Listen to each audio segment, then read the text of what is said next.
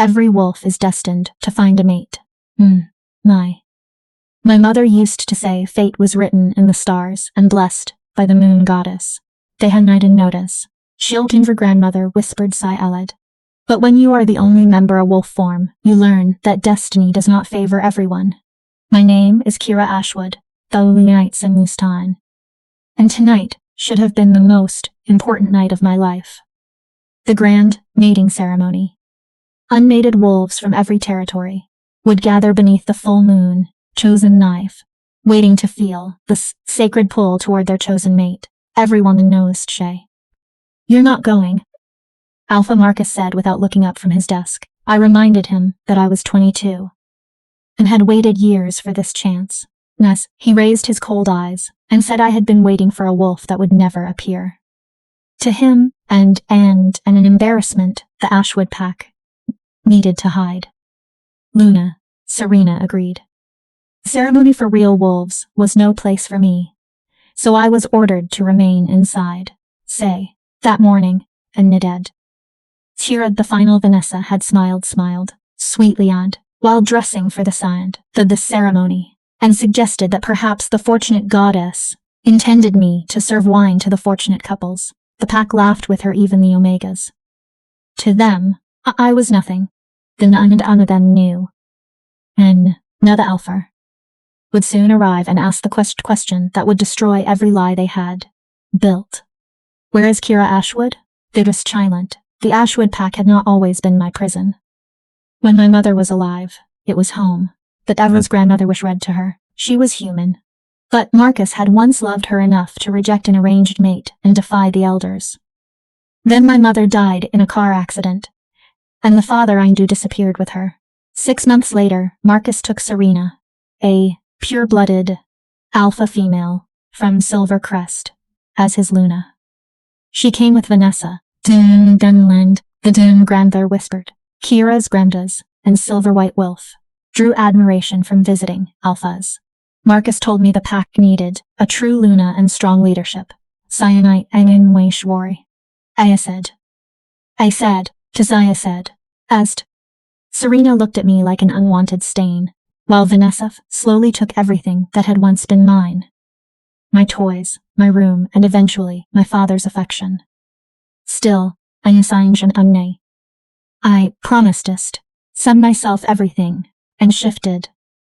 Then I would finally belong again. My 18th birthday arrived beneath a full moon. Foes in her eyes, Kira the Transer whispered to her. I feel in heat beneath my skin, and believing my transformation had begun. Nothing happened. The packed powder called me a late bloomer. 19 passed without a shift. Then 20. Soon the whispers began. Defective, broken, tainted by its human blood, the Thayers of Grabthus, Banlin her mother, by 21. They had become open ridicule. I once overheard Serena telling her friends that Marcus kept Mike 5 only because he felt guilty about my mother. Pending, she believed his guilt would fade and he would send me into the human world. By my 22nd birthday, Marcus had stopped pretending to care. The day and mated. The kid and his grandmother agran once because my presentness made the uncomfortable and abandoned me to Omegas. And your vain diwas were handed to Omegas, and I was told to stay indoors. The silent ones Annide, Kira's grandmother, rejected me openly. The rest of the pack treated it as permission. Die silent, Jean Wi-Fi's.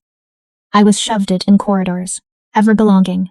My belongings vanished, and my portions that I began eating alone in the storage room they had turned into my bedroom, the 9 Chandines Wars.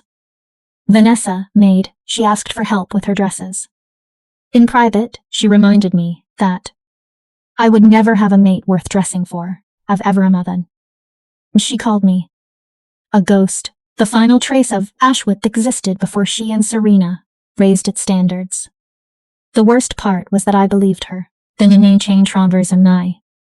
Without a wolf or find the love every wolf dreamed of. I thought I would be alone forever. But being ignored taught me to observe. This third and never. I noticed missing money in the pack accounts. Secret letters Serena received from the Silver Crest and burned. Cayenne wanted in.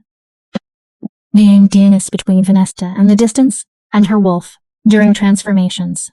I also saw how visiting alphas studied our land and resources with concealed hunger, the Venice, in my memory because knowledge was the only power I possessed. I did not yet know those observations would save my life, so I stay silent the 90 day before the ceremony, and I Drever. Kira's grandmother messengers are announced that King Damien Blackthorn had summoned every unmated wolf in the kingdom beneath the harvest moon, the night and Nors in the night. Marcus proudly processed as his finest wolves, resting his hand on Vanessa's shoulder, as she imagined attracting a powerful alpha. For one foolish moment, hope returned. Then noticed, the diviners of shields, perhaps a silent 100 bees meant for me. Perhaps the moon goddess had not forgotten me. That night, I knocked on Marcus' office door and asked for my rightful place at the ceremony. He did not attending. And just like that, my final hope died in silence while Vanessa listened somewhere nearby, smiling. By the night of the ceremony, the pack house was emptying around me, and I was the only one being left behind, shackled to that girl because of a dead woman's memory. If he had any sense, he'd send her to the human world where she belongs. Why doesn't he? One of her friends asked. Serena's smile was sharp. Guilt. He actually loved that human woman, can you imagine? But guilt only stretches so far. Eventually, even he'll see reason. I wasn't supposed to hear that. But wolfless or not, I'd learned to move quietly, to become invisible. Survival skills. 22 arrived 3 months ago. That's when Marcus stopped pretending. You're not attending pack runs anymore, he announced at dinner, not even looking at me while Vanessa smirked into her wine glass. It's uncomfortable for the others, having you there. Unable to participate. I help with the preparations, I said quietly. I organize the Omegas can handle that. He cut his steak with precise, violent cuts. Find something else to occupy your time. Preferably indoors. Translation. Hide yourself. You're an embarrassment. The pack felt their alpha's rejection like permission. Suddenly, I was pushed in hallways. My belongings went missing. Food portions at pack meals shrank, until I started eating alone in my room, the smallest room in the pack house, the one that used to be storage. Vanessa led the cruelty parade with artistic precision. Kira, could you help me with this zipper? She'd call sweetly in front of others, then whisper when I got close. Must be nice, not worrying about clothes. Not like you'll ever have a mate to dress up for. Or, oh, Kira, I didn't see you there. You're so quiet, like a ghost. Maybe that's what you are, the ghost of what this pack used to be before we raised the standards. The worst part? She was right about one thing. Without a wolf, I'd never feel the mating bond, never find my fated mate, never have the one thing every wolf dreams of from childhood, that perfect, destined love that completes your soul. I'd be alone forever. But I had learned something that Vanessa, in all her golden perfection, had never needed to learn. I'd learned to survive, to think, to notice things others missed while they were busy being powerful and beautiful. Like how the pack's finances didn't quite add up, something I'd seen while helping Marcus's beta with paperwork before I was banned from that too. Like how Serena received mysterious letters with a silver crest pack seal that she burned after reading. Like how Vanessa's wolf form, stunning as it was, never quite looked her in the eyes during transformations, as if wolf and human weren't fully aligned. Like how visiting alphas always commented on our territory's excellent strategic position and valuable resources, with a hunger that had nothing to do with hospitality. I collected these observations like others collected pack bonds and affection, filed them away in my mind because knowledge was the only power I had. I didn't know yet that this knowledge would save my life. 3 days ago, the announcement came. The one that set everything in motion. The Alpha King calls a gathering. The messenger declared in our pack hall, his voice carrying the weight of ancient authority. All territories will send their unmated wolves to the grand mating ceremony, 3 nights hence, under the harvest moon, by order of King Damien Blackthorn himself. The hall erupted in excitement. The Alpha King ceremony happened once every decade. Wolves who found mates there were blessed by the king himself, a bond strengthened beyond normal measure. It was the opportunity of a lifetime. "We'll send our best," Marcus announced proudly, his hand on Vanessa's shoulder. She glowed under his approval, already imagining which powerful alpha she'd ensnare. I felt that treacherous thing called hope flutter in my chest. Maybe this was my chance. Maybe among hundreds of wolves from across the kingdom, there might be just one who could be mine. Wolf or no wolf. Maybe the moon goddess hadn't forgotten me after all. That night, I knocked on Marcus's office door. That's when he said it. "You're not attending." And my hope died quietly. Like it always did, while Vanessa probably heard through the door and smiled. If stories like Kira's remind you that worth isn't determined by others' cruelty, subscribe if you haven't to join others who believe hidden strength deserves recognition, because sometimes the wolves who can't howl learn to bite the hardest. Chapter 1. The Night of Broken Chains. The pack house was emptying like a sinking ship, and I was the only rat staying behind. From my tiny window, the one that overlooked the servants' entrance because of course it did, I watched them leave. Wolves dressed in their ceremonial finest, laughing and jostling each other with excited energy. The unmated ones practically vibrated with anticipation. Tonight, under the harvest moon, they might find their forever. Vanessa emerged like a queen gracing peasants with her presence. Her dress was custom-made, a flowing silver creation that caught the moonlight and made her look ethereal. Her blonde hair was twisted into an intricate crown braid, woven with actual diamonds. Actual diamonds. I'd helped pay for those diamonds, actually. Well, my mother's inheritance had. The one Marcus controlled for my own good, until I turned 25. The one that seemed to shrink every year while Vanessa's wardrobe expanded. "You look stunning, darling," Serena cooed, adjusting a diamond that didn't need adjusting. "Every unmated alpha will fall at your feet, not just unmated alpha's mother." Vanessa's smile was sharp enough to cut. "I heard the Alpha King himself might be in attendance. Not to participate, of course he's too important for that, but to observe. To bless the bonds. King Damien Blackthorn." Serena's eyes glittered with calculation. Unmated still, despite being 30. If you could catch his eye. A Luna Queen. Vanessa's voice dripped with ambition. I like the sound of that.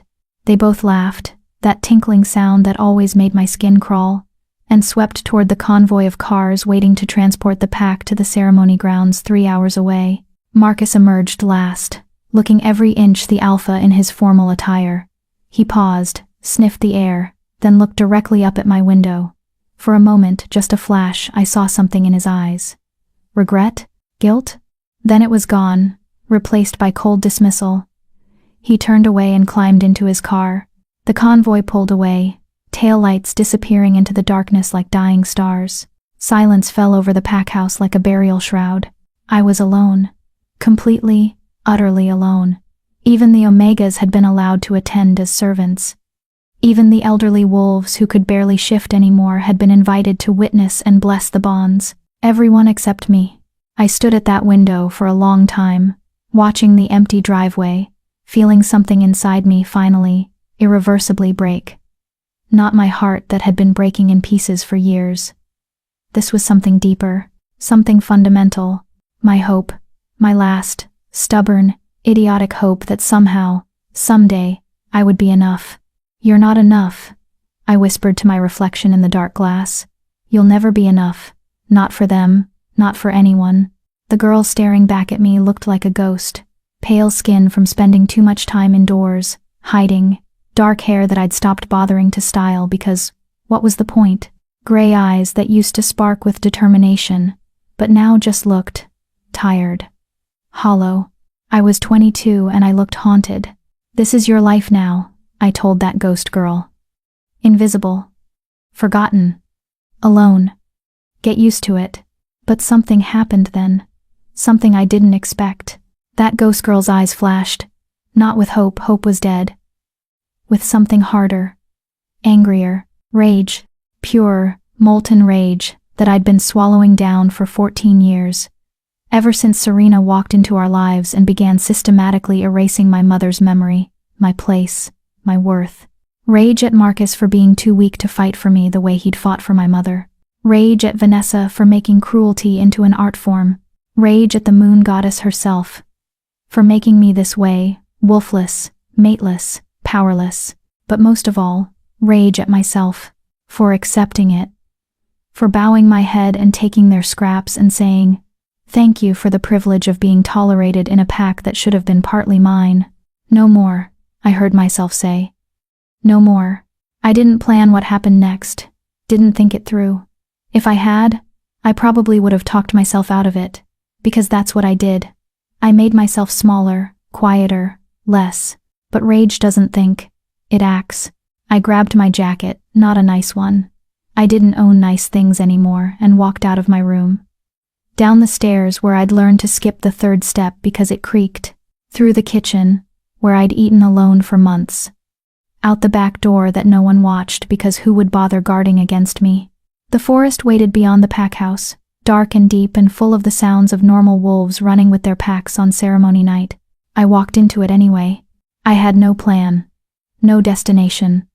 I just walked, branches catching my clothes, roots trying to trip me, the darkness pressing in from all sides. A wolf would have navigated this easily, senses sharp, night vision clear. I stumbled and scraped my hands and didn't care. Maybe I'd get lost. Maybe I'd die out here. Would they even notice? Would Marcus feel that alpha bond to his pack member and realize I was missing? Probably not. He'd stopped feeling that bond to me years ago, if it ever existed at all. I walked for what felt like hours, but was probably only 45 minutes. The ceremony grounds were 3 hours by car, but they were heading to the king's territory, to the ancient ceremonial site where the first wolves were blessed. I was just walking into our own territory's forest, going nowhere, achieving nothing. The story of my life. I finally stopped in a clearing, chest heaving, hands bleeding from where thorns had caught me, and screamed. Just screamed. No words. Just all that rage and pain and loneliness ripping out of my throat into the uncaring night. The forest absorbed it like it absorbed everything indifferent, eternal, vast. I sank to my knees in the moss, shoulders shaking, and that's when I heard it. Not a sound, a feeling. Like the air pressure changing before a storm. Like the moment before lightning strikes. Like the world holding its breath. The hair on the back of my neck stood up, a primal warning that something powerful was near. I scrambled to my feet, heart hammering, and that's when I saw them. Eyes. Glowing in the darkness between the trees. Not the yellow gold of normal wolves. Silver. Pure, metallic silver. Like moonlight made solid. And they were looking right at me. Who's there? My voice shook, but I held my ground. What else could I do? Run? I couldn't outrun a wolf. Fight? I had no wolf to fight with. The eyes moved closer, and a shape materialized from the shadows. A wolf. But not like any wolf I'd ever seen. It was massive, easily twice the size of a normal alpha wolf. Its fur was black as midnight but seemed to shimmer with that same silver light emanating from its eyes. Power radiated off it in waves that made my knees weak, made every instinct I possessed scream at me to bow, to submit, to acknowledge the apex predator in front of me. But I'd bowed enough for one lifetime. I'm not afraid of you. I lied through my teeth. The wolf's head tilted, studying me with an intelligence that was distinctly human. Then, impossibly, it began to shift. I'd seen hundreds of shifts. They were always the same. A brief shimmer, a fluid transformation, and then a naked human standing where the wolf had been. Most wolves carried clothes tied around their legs for this reason. This shift was different. The air itself seemed to bend around the wolf. Silver light exploded outward, forcing me to shield my eyes. When I lowered my hand, a man stood in the clearing, and not just any man. He was tall, at least 6'4", with a build that spoke of deadly power barely contained. Black hair that looked like he'd been running his hands through it. Sharp, angular features that were somehow both beautiful and harsh. And those eyes, still silver, still glowing faintly, fixed on me with an intensity that made me feel naked despite being fully clothed. He was also completely nude, because shifting destroyed clothes. But he wore it like armor, completely unbothered. Utterly confident. I tried very hard to keep my eyes on his face. You're on my territory, he said, and his voice was like whiskey and smoke, dark, smooth, dangerous. My territory. Not pack territory. Pack lands were communal, belonging to the pack as a whole. Only one kind of wolf spoke like that. You're the Alpha King, I whispered. His lips curved into something that wasn't quite a smile. Damien Blackthorn. And you're Kira Ashwood. The world tilted. He knew my name. The Alpha King knew my name. How do you? I started, then stopped, because my brain was too busy short-circuiting to form complete sentences. I was heading to my own ceremony, he said, moving closer with a predator's grace. The one your entire pack is currently attending. The one you should be at. Each step closer made my heart pound harder. Not from fear, exactly, though there was that. From something else. Something that made my skin feel too tight and my breath come too fast. I wasn't invited, I managed to say. His eyes flashed with something dangerous. Explain. It wasn't a request.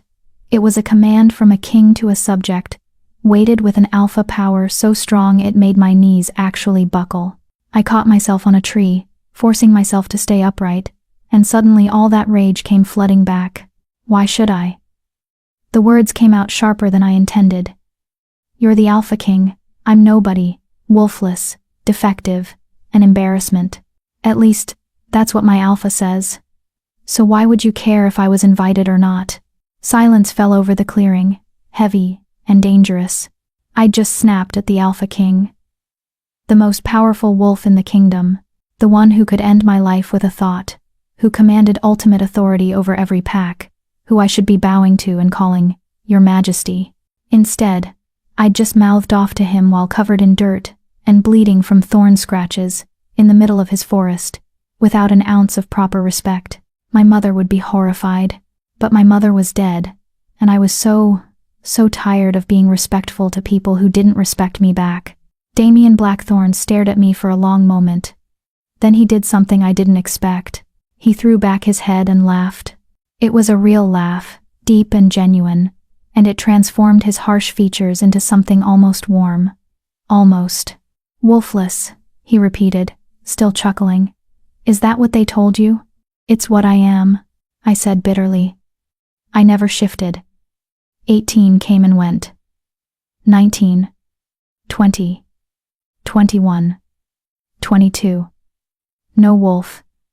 No bond to the pack. Nothing. Interesting. He moved closer still, now only a few feet away, and suddenly I was very aware of his size, his power, his nakedness. Tell me, Kira Ashwood, do you know why some wolves don't shift on their 18th birthday? Late bloomers? I offered weakly. Sometimes. His silver eyes bore into mine. Or suppressants. The word hung in the air between us like a bomb waiting to explode. Suppressants, I repeated slowly. Those are illegal. The council banned them 50 years ago after Port of Tace. After too many ambitious wolves used them to prevent rivals from shifting, Damien finished. To keep power concentrated, to eliminate threats. He took another step closer, and I could feel the heat radiating off his skin. Tell me, who prepares your food? My mind raced. The pack kitchen. But, who specifically? I eat mostly in my room now. Vanessa usually brings dye. I stopped, the words dying in my throat. Vanessa, who'd been so sweet about bringing me dinner these past 4 years. You shouldn't have to eat with the pack if they're mean to you, Kira. I'll bring you something. Vanessa, who always made sure my plate was specially prepared. No, I whispered. She wouldn't. Why would she? Why would your stepsister want to keep you powerless? Damien's voice was soft but sharp. You're the Alpha's daughter. True-born, even if half-human. If you shifted, especially if you shifted into a strong wolf, you'd be a threat to her position. To her mother's position. The pieces clicked into place with horrifying clarity.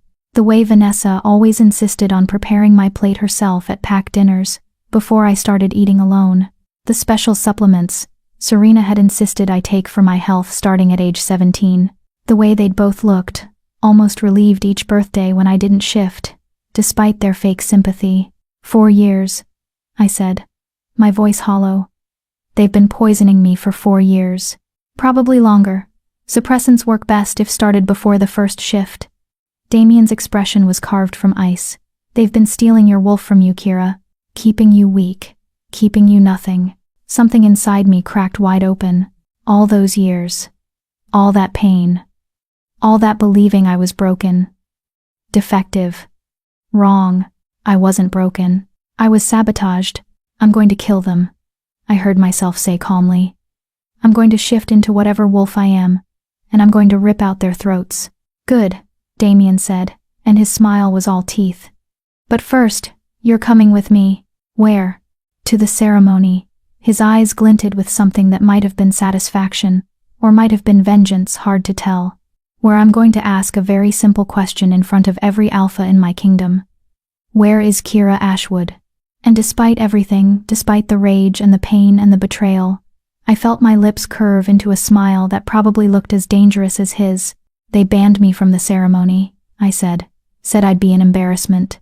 Oh, you'll be present at this ceremony, Kira. Damien extended his hand to me, and even though he was still completely naked and I was a mess, and nothing about this situation made sense, I took it. And when your alpha has to explain to his king why he banned his own daughter from a royal summons, we'll see who's embarrassed. His hand was warm and rough, and the moment our skin touched, I felt it. A spark. A pulse. Like electricity running under my skin. Like recognition. No, it couldn't be. I was wolfless. I couldn't feel the mate bond. That was impossible. But Damien's eyes widened slightly, his grip on my hand tightening, and I knew he felt it too. Well, he said softly, dangerously. This just got interesting. Chapter 2. The King's Claim. I can't go to the ceremony like this, I said, finally finding my voice and trying very hard to ignore the fact that the Alpha King was still holding my hand and still very much naked. I'm covered in dirt and blood, and you'll go exactly like this, Damien interrupted, his thumb brushing against my palm in a way that sent shivers up my arm. Covered in the evidence of what they've done to you. Let every alpha in my kingdom see what happens when a pack alpha abuses his authority. But, do you trust me, Kira? It was an absurd question. I'd known him for all of 10 minutes. He was the Alpha King, the most powerful, dangerous wolf in existence. Trust him? But when I looked into those silver eyes, I saw something that made my breath catch. Fury. Not at me. For me. The kind of protective rage that I'd spent years dreaming my father might show. I don't know you well enough to trust you, I said honestly. But I trust that you're angry about what they did. And right now, that's enough. His smile was sharp and approving. Smart girl. Now, we need to move quickly. The ceremony has already begun, and I need to make an entrance at precisely the right moment for maximum impact. You planned this, I realized. You knew I'd be here. I suspected. He finally released my hand, and I hated how much I missed the contact immediately. I've been investigating your pack for months. Discrepancies in territory reports, unusual financial transactions, complaints from border packs about Ashwood wolves crossing boundaries without permission. Your alpha has been sloppy. Marcus is a lot of things, but sloppy isn't usually one of them. He is when he's distracted by a manipulative mate and an ambitious daughter. Damien moved to where he'd apparently stashed clothes behind a tree, because of course he had, and began dressing with efficient 10 movements. Serena comes from Silvercrest, yes? Yes. How did you langer? Silvercrest has been trying to expand their territory for decades. Marriages are their favorite tactic. Serena's older sister married into the Western Ridge Pack 15 years ago. Within 5 years, Western Ridge's alpha mysteriously died, and his son, Serena's nephew, took over. Western Ridge is now functionally controlled by Silvercrest. I watched him button a black shirt that probably cost more than my entire wardrobe. You think they're trying to do the same with Ashwood? I think Serena saw an opportunity when your mother died and took it. A grieving alpha with a half-human daughter and substantial territory? Perfect target. He pulled on pants with the same efficient grace. The question is whether Marcus is a willing participant or a useful fool. He loved my mother, I said quietly. Really loved her. I remember how he looked at her. Like she was his whole world. Love makes people weak. Damien's voice was matter of fact, not cruel. It makes them vulnerable to manipulation, especially when they're grieving. Serena probably played the role of comforter, helper, savior. By the time Marcus realized what was happening, she'd already positioned herself as indispensable. It made horrible sense. I remembered those early months after Mom died. Marcus had been shattered, barely functional. Serena had swept in like a storm of efficiency, organizing everything, handling everything, making all the decisions he was too grief-stricken to make, including decisions about me. "Why do you care?" I asked suddenly. "You're the Alpha King. You have bigger problems than one wolfless girl in one small pack." Damien paused in the act of pulling on boots, and looked at me with those unsettling silver eyes. "Do you know what my father told me when I took the throne?" I shook my head. He said, "A king who ignores injustice in small places will eventually face revolution in large ones. Every pack in my kingdom needs to know that I see them, that I care about what happens to the weakest member as much as the strongest alpha." His voice dropped lower. "And you're not wolfless, Kira. You're suppressed. There's a difference. How can you be sure?" "Because I can smell your wolf." He stood, fully dressed now in black on black, looking every inch the dangerous ruler he was. "She's there, trapped, screaming to get out. The suppressants have built up in your system for years, creating a chemical cage. But she's there." My hand moved involuntarily to my chest, as if I could feel her. "How long until the drugs wear off?" "Depends on the dosage and frequency. Could be days, could be weeks." He moved back toward me, and even fully clothed, his presence was overwhelming. "But we can accelerate the process. There are treatments. Healers who specialize in this. By the next full moon, you'll shift. By the next full moon. 4 weeks away." After years of believing I was broken, I could be whole in 4 weeks. If Damien was telling the truth, if this wasn't some elaborate game, if, why should I believe you? The question came out more desperate than I intended. "You could be lying. This could be a trick. I don't know you. I don't know anything except that you're powerful and I'm not. And powerful people lie to powerless people all the time." Damien studied me for a long moment. Then, he did something completely unexpected. He took my hand again and placed it over his heart. "Feel that?" he asked. His heartbeat was strong and steady under my palm, but that wasn't what made my breath catch. It was the warmth spreading from the point of contact, the same electric pulse I'd felt before, now stronger, more insistent. "What is that?" I whispered. "Recognition," he said simply. "The beginning of a mate bond." The world tilted again. "That's impossible. I'm wolfless. I can't feel." "You're suppressed, not wolfless. There's a difference." His hand covered mine, holding it against his chest. "Your wolf knows me even if you don't. She recognizes her mate. That's why the bond is forming despite the drugs in your system. Because mate bonds transcend everything, pack, rank, even chemical suppression." I yanked my hand back like I'd been burned. No, that's you're the Alpha King. I can't. Can't what? Be worthy of a king? His voice was sharp. "Is that what they taught you? That your worth is determined by whether you can shift?" "Yes." The word exploded out of me. "That's exactly what they taught me. That I'm nothing without a wolf. That I'm an embarrassment. That I'll never have a mate, because what wolf would want someone broken?" Tears burned in my eyes and I hated them, hated showing weakness in front of him. "And now you're telling me you're my mate? The Alpha King is mated to the pack reject? That's not destiny. That's a sick joke." Damien moved faster than I could track, suddenly in my space, his hands on my shoulders, forcing me to look at him. "Listen to me, Kira Ashwood," he said, his voice carrying that alpha command that made my bones vibrate. "You are not broken. You are not worthless.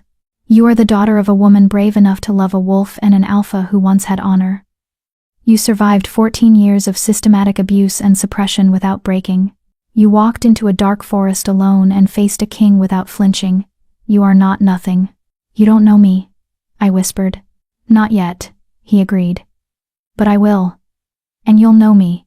Because whether you accept it today or a year from now, the moon goddess chose us for each other.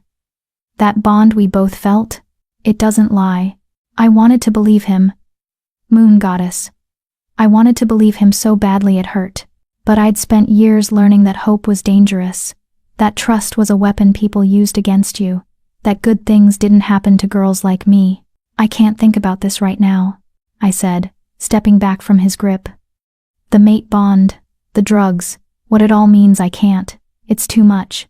Can we just focus on getting to the ceremony before my brain explodes? Damien watched me for a moment longer, then nodded. We'll table this discussion. For now. But Kira? He waited until I met his eyes. You can run from a lot of things. You can't run from a mate bond. Eventually, we'll have to deal with this. One crisis at a time, I muttered. His lips twitched in what might have been amusement. Fair enough, come. He started walking, and I hurried to follow, which was difficult because his legs were approximately twice as long as mine and he moved through the forest like he owned it. Which, technically, he did. How far are we from the ceremony grounds? I asked, stumbling over a route in the darkness. On foot? About 20 miles. He glanced back at me. Don't worry. We're not walking. Then how? A howl cut through the night, then another, then a dozen more, rising in a chorus that made my chest ache with longing for something I'd never had. Wolves emerged from the darkness between the trees, massive, powerful, deadly. Their eyes glowed various shades of gold and amber as they formed a circle around us. I froze, every survival instinct screaming danger. Easy, Damien said, his hand finding mine again. They're mine, my personal guard. As if responding to his words, the wolves bowed their heads in submission. All except one. This wolf was almost as large as Damien's form had been, with dark gray fur and scars across its muzzle that spoke of many battles. It padded forward and shifted in that same shimmer of light. A man emerged middle-aged, built like a tank, with a face that had been broken and reset multiple times. He pulled on pants he'd had tied around his leg, and bowed to Damien. Your Majesty. We've been tracking you since you shifted direction. Of course you have, Garrett. Damien's tone was fond despite his words. May I present Kira Ashwood? Kira, this is Garrett Stone, captain of my guard and the biggest mother hen you'll ever meet. Garrett's eyes landed on me, and I saw them widen slightly as he took in my appearance. Dirt, blood, torn clothes, and the fact that I was standing next to his king, while said king held my hand. To his credit, he didn't comment, just bowed his head to me respectfully. Miss Ashwood. Just Kira, I said weakly. Please. We need to reach the ceremony grounds immediately, Damien said. I assume you brought vehicles? 3 SUVs, parked half a mile north. Garrett's eyes flicked between us. Sir, if I may ask. You may not. Damien's voice carried finality. You'll know everything when everyone else does. For now, we move. The wolves shifted back, and suddenly we were surrounded by naked men and women pulling on clothes with practiced efficiency. They formed a protective formation around us, Garrett at the front, and we started moving. I'd seen pack formations before, but never like this. These wolves moved like a military unit, completely silent, completely coordinated. Every sound in the forest was assessed, every shadow checked. These weren't just guards. They were elite warriors, and they were protecting me. Why aren't they questioning this? I whispered to Damien as we walked. I'm nobody. Why would your guards protect me like I'm important? Because you're with me, he said simply. That makes you important. And he hesitated, which seemed unusual for him. They can probably smell the beginning of the mate bond. It leaves a scent, mingles our pheromones. My face went hot. You mean they all know we're Anna, potentially mated? Yes. He didn't sound bothered. They won't speak of it until I confirm it publicly, but yes, they know. Great, just great. The Alpha King's elite guard thought I was their future queen, and I looked like I'd been dragged through a forest backward, which, to be fair, I basically had been. We reached the SUVs, sleek black monsters that probably cost more than my entire pack house and piled in. I ended up in the back seat next to Damien, with Garrett driving and 2 other guards in the front passenger seat and the 3rd row. The moment the door closed, Damien's hand found mine again in the darkness. You're shaking, he observed quietly. I'm about to walk into a room full of alphas who think I'm nothing, accompanied by the Alpha King, to publicly confront my father about being poisoned and suppressed for years. My voice came out higher than normal. Of course I'm shaking. I should be vibrating out of my skin. They don't think you're nothing. They will when they see me. I gestured to my appearance. I'm the wolfless reject who wasn't even invited. I'm the joke. The embarrassment. You're the survivor, Damien corrected. And by the time this night is over, everyone in that room will know exactly what you survived. They'll know what was done to you, and they'll know that you're under my protection now. Your protection? His silver eyes caught the passing streetlights, making them glow. Mine. Anyone who touches you, insults you, or so much as looks at you wrong, will answer to me. That's not a threat, Kira. It's a promise. The way he said it with absolute certainty and deadly intent should have scared me. Instead, it made me feel something I hadn't felt in years. Safe. We drove in silence for a while, the forest giving way to more developed areas, then to the outskirts of the king's territory. I could see lights in the distance, bright and numerous. That's the ceremonial grounds, Garrett said from the front. Looks like the gathering is in full attendance. I'd estimate 300 wolves. Maybe more. 300. Moon goddess. Kira. Damien's voice pulled my attention back to him. When we arrive, you stay close to me. Don't speak unless I indicate you should. Don't react to anything your pack says or does. Just stand there and let me handle it. I don't need you to fight my battles. I said, that familiar, stubborn pride rising up. Tonight you do. His grip on my hand tightened. Because this isn't just about you anymore. This is about every wolf in my kingdom knowing that suppressants will not be tolerated. That abuse of pack members will be investigated and punished. That rank doesn't put anyone above the law. You're my evidence, Kira, my proof. Let me use that to make sure this never happens to anyone else. Put that way, it made sense. This was bigger than my personal revenge, though I still really wanted to rip out Vanessa's throat. Okay, I agreed. I'll follow your lead. But after you've made your point then, can I tell them exactly what I think of them? Damien's smile was sharp and approving.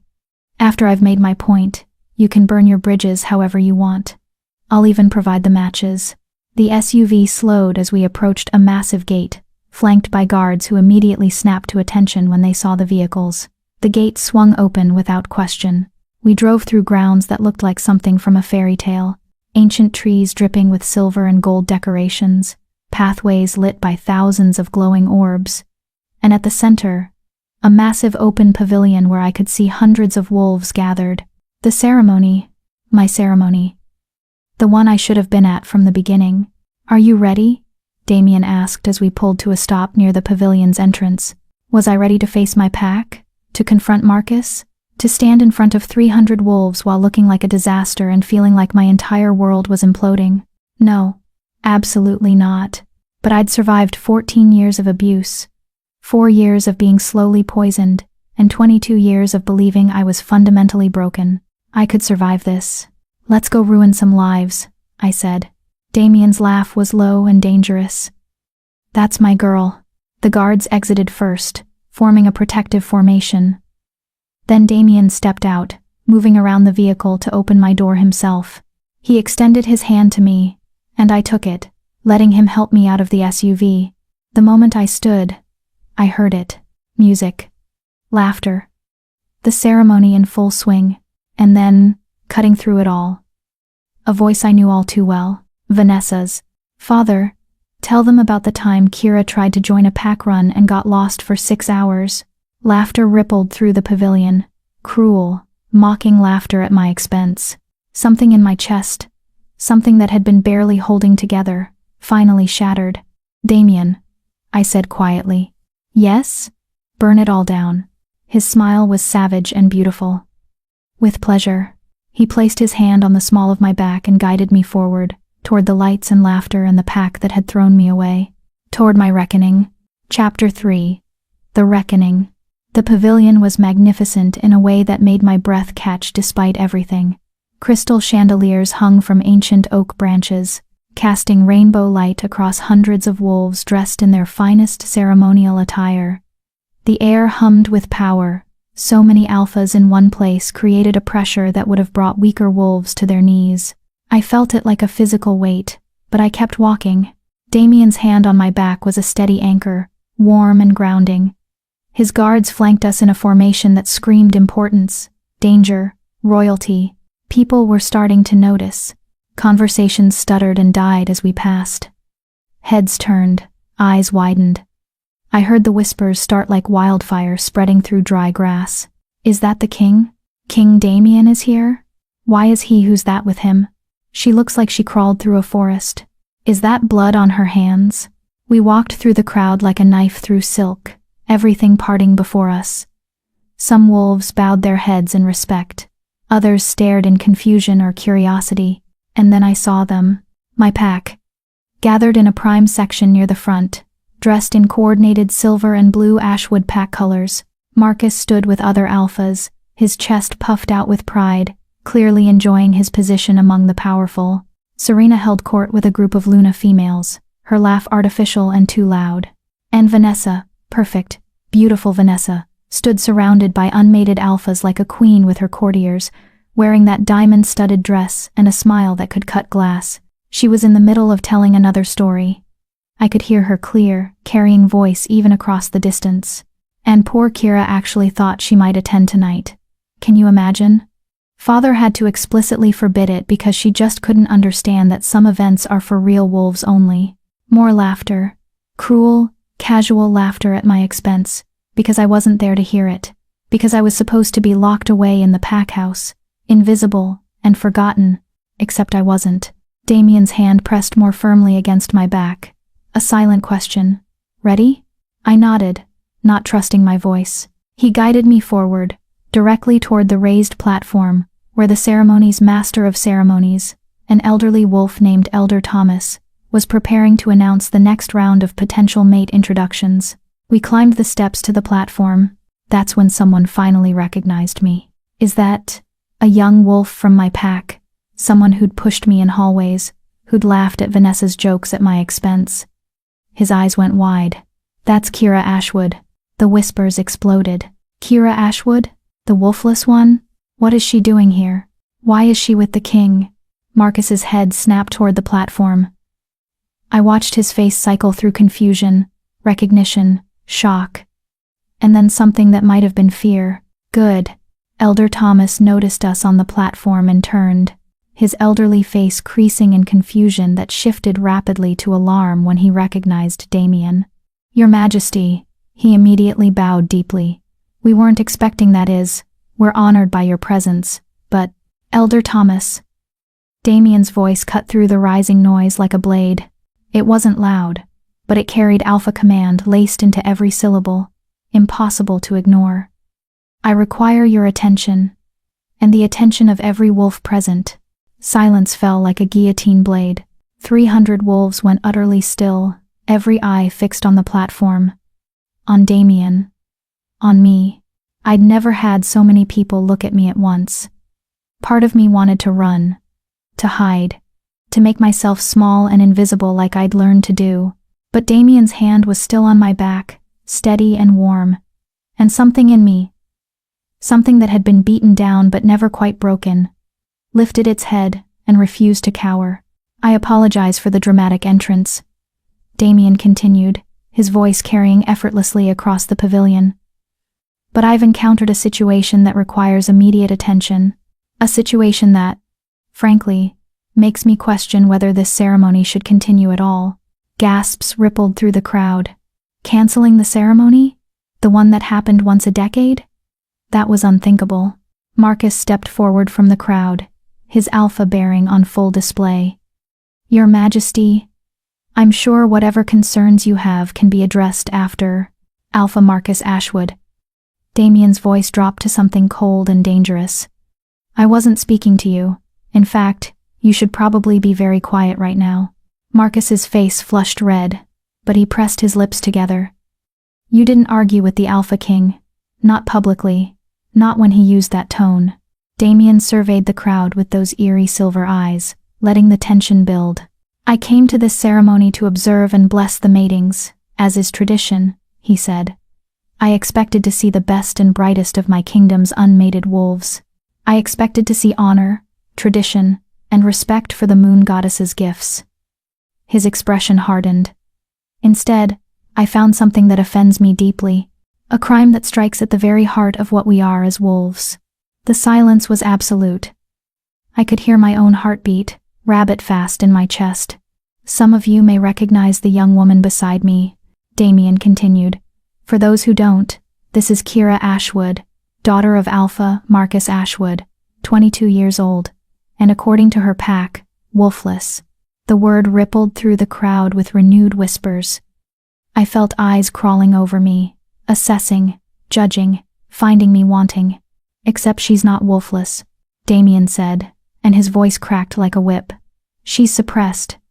For the past 4 to 6 years, possibly longer, someone has been dosing her with illegal suppressants, drugs banned by the council half a century ago, because they were used to eliminate rivals and consolidate power. Drugs that can cause permanent damage if used long enough. Drugs that have been slowly poisoning this young woman while her pack mocked her for being unable to shift. The pavilion erupted. Shouts of disbelief, horror, anger, alphas demanding to know who was responsible, Lunas clutching their own children closer, elder wolves shaking their heads in disgust.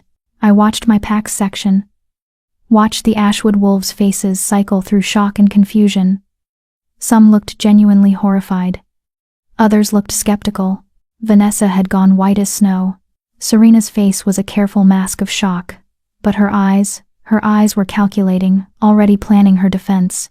Marcus looked like he'd been struck by lightning.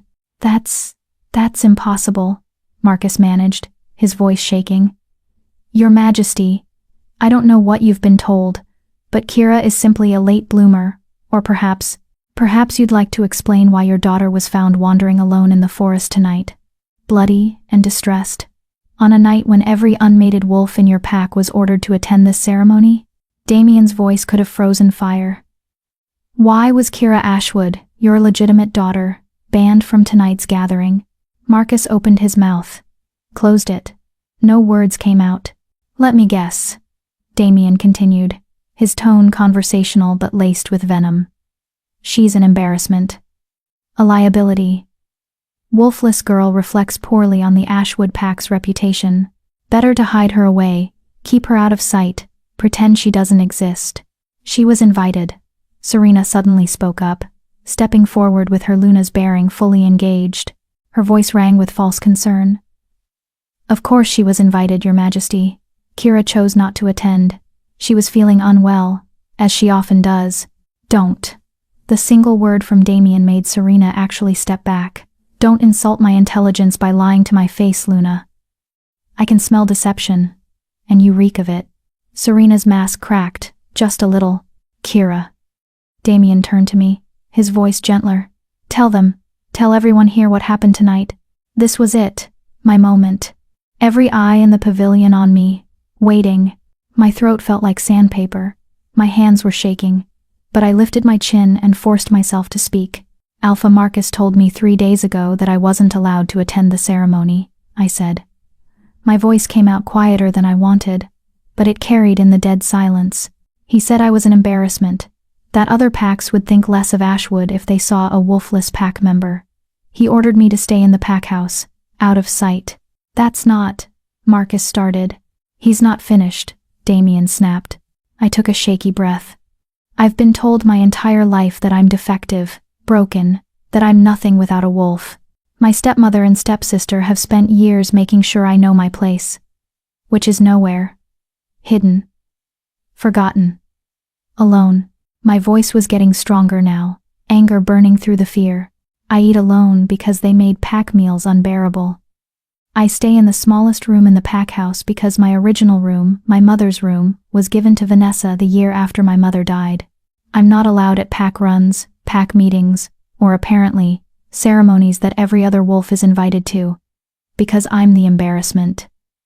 The reject. The wolfless failure who should have had the decency to disappear. Wolves in the crowd were growling now. Low, angry sounds. Because pack was everything to wolves. Family was sacred. And what I was describing, systematic exclusion and abuse, it went against every instinct they had. And the suppressants? Elder Thomas asked, his aged voice sharp. Do you know who administered them? I looked at Vanessa, at her white face and wide eyes, and the way her hands were clenched into fists at her sides. My stepsister, I said clearly. Vanessa. She always insisted on preparing my meals personally, said she was being kind, bringing food to my room so I didn't have to face the pack. She gave me supplements that she said would help with my health, starting when I was 17, right before my 18th birthday. Every head turned to Vanessa. She laughed. Actually laughed, high and brittle and false. This is insane, she said, her voice carrying that same sweet tone she always used. Your Majesty, surely you don't believe this? She's confused. Probably attention-seeking because she's upset about missing the ceremony. I would never, I love my sister. Sister? The word came out of my mouth like poison. You've never called me sister before. You call me the wolfless one, when you think I can't hear. You've spent 4 years making my life hell while slowly poisoning me, and now you're going to stand there and claim you love me? End quote. I do love you. Vanessa's eyes filled with tears. Perfect. Crystalline tears that probably looked genuine to people who didn't know her. I've tried so hard to help you, to support you, and this is how you repay me? By making up horrible lies in front of the king? She was good. Really good. I could see some wolves in the crowd wavering, uncertain. But Damien wasn't wavering. Garrett, he said calmly. The captain of the guard stepped forward, holding something in his gloved hand. A small vial of amber liquid, found in Miss Vanessa Ashwood's personal belongings, Garrett said, his voice flat and professional. While you were making your entrance, Your Majesty, I took the liberty of having my team search the Ashwood Pack's guest quarters. This was hidden in a locked case under Miss Vanessa's bed. He held up the vial. And even from where I stood, I could see the liquid inside shimmer with an oily, unnatural sheen. Suppressants, Elder Thomas breathed, his face going gray. Moon Goddess preserve us. Those are suppressants. The pavilion exploded into chaos. Alphas were shouting, demanding justice. Wolves from other packs were backing away from the Ashwood section like they carried plague. My own pack members were staring at Vanessa with horror and dawning rage, because this wasn't just about me anymore. This was about the law, about honor, about a crime so serious that it carried a mandatory sentence. Vanessa's face had gone from white to gray. That's not mine. Someone planted it. Kira probably. Kira has been with me for the past 2 hours, Damien said coldly. And my guards don't plant evidence. They found it, locked in your personal case, hidden under your bed. Would you like to explain how it got there if you didn't put it there yourself?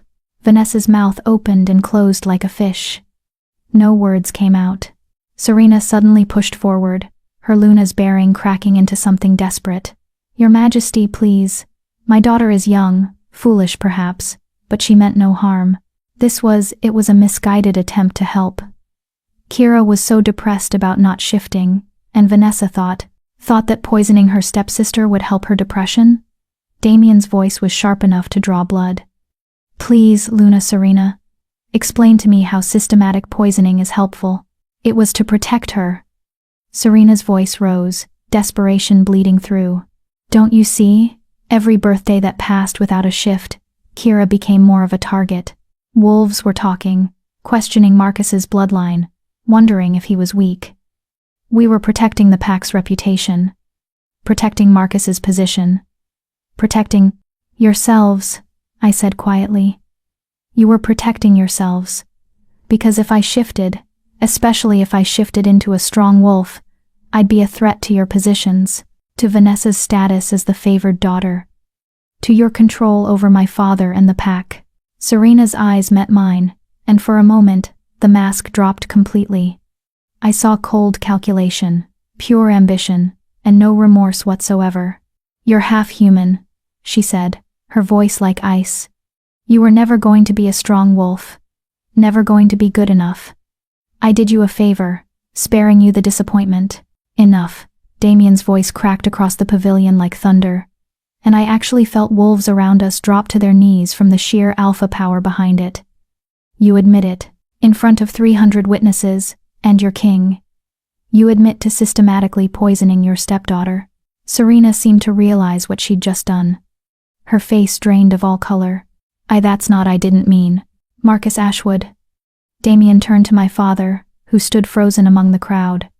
You're the alpha, the head of your pack, the one responsible for the safety and well-being of every member. Did you know? Marcus looked at me, really looked at me, for the first time in years. I saw something break in his face. No, he whispered. Moon goddess. No, I didn't. I thought she was just... His voice cracked. Kira, I swear I didn't know. I thought you were truly wolfless. You thought it was easier to believe I was broken than to question why your perfect new family might want to keep me that way, I said, and I was surprised by how steady my voice was. You chose them over me, father.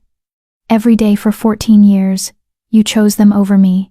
Because I was weak, Marcus said, and tears were actually streaming down his face. Because I was drowning in grief, and Serena was there, and I let her make decisions I should have made, and I failed you. I failed your mother. I failed everything I was supposed to be. It was the most honest thing he'd said to me in over a decade. It was also too late. The law is clear, Elder Thomas said, his voice heavy with regret. Use of suppressants on another wolf without consent is a crime punishable by exile or death, at the king's discretion. No, Vanessa shrieked. You can't. I'm the alpha's daughter. You're a poisoner, Damien said flatly, and you'll face the consequences, as will your mother. Your Majesty, please.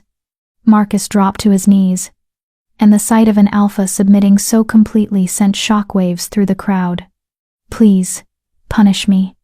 Exile me. Strip my rank. Take my territory. Do whatever you want. But my daughter, she's young. She was influenced by her mother.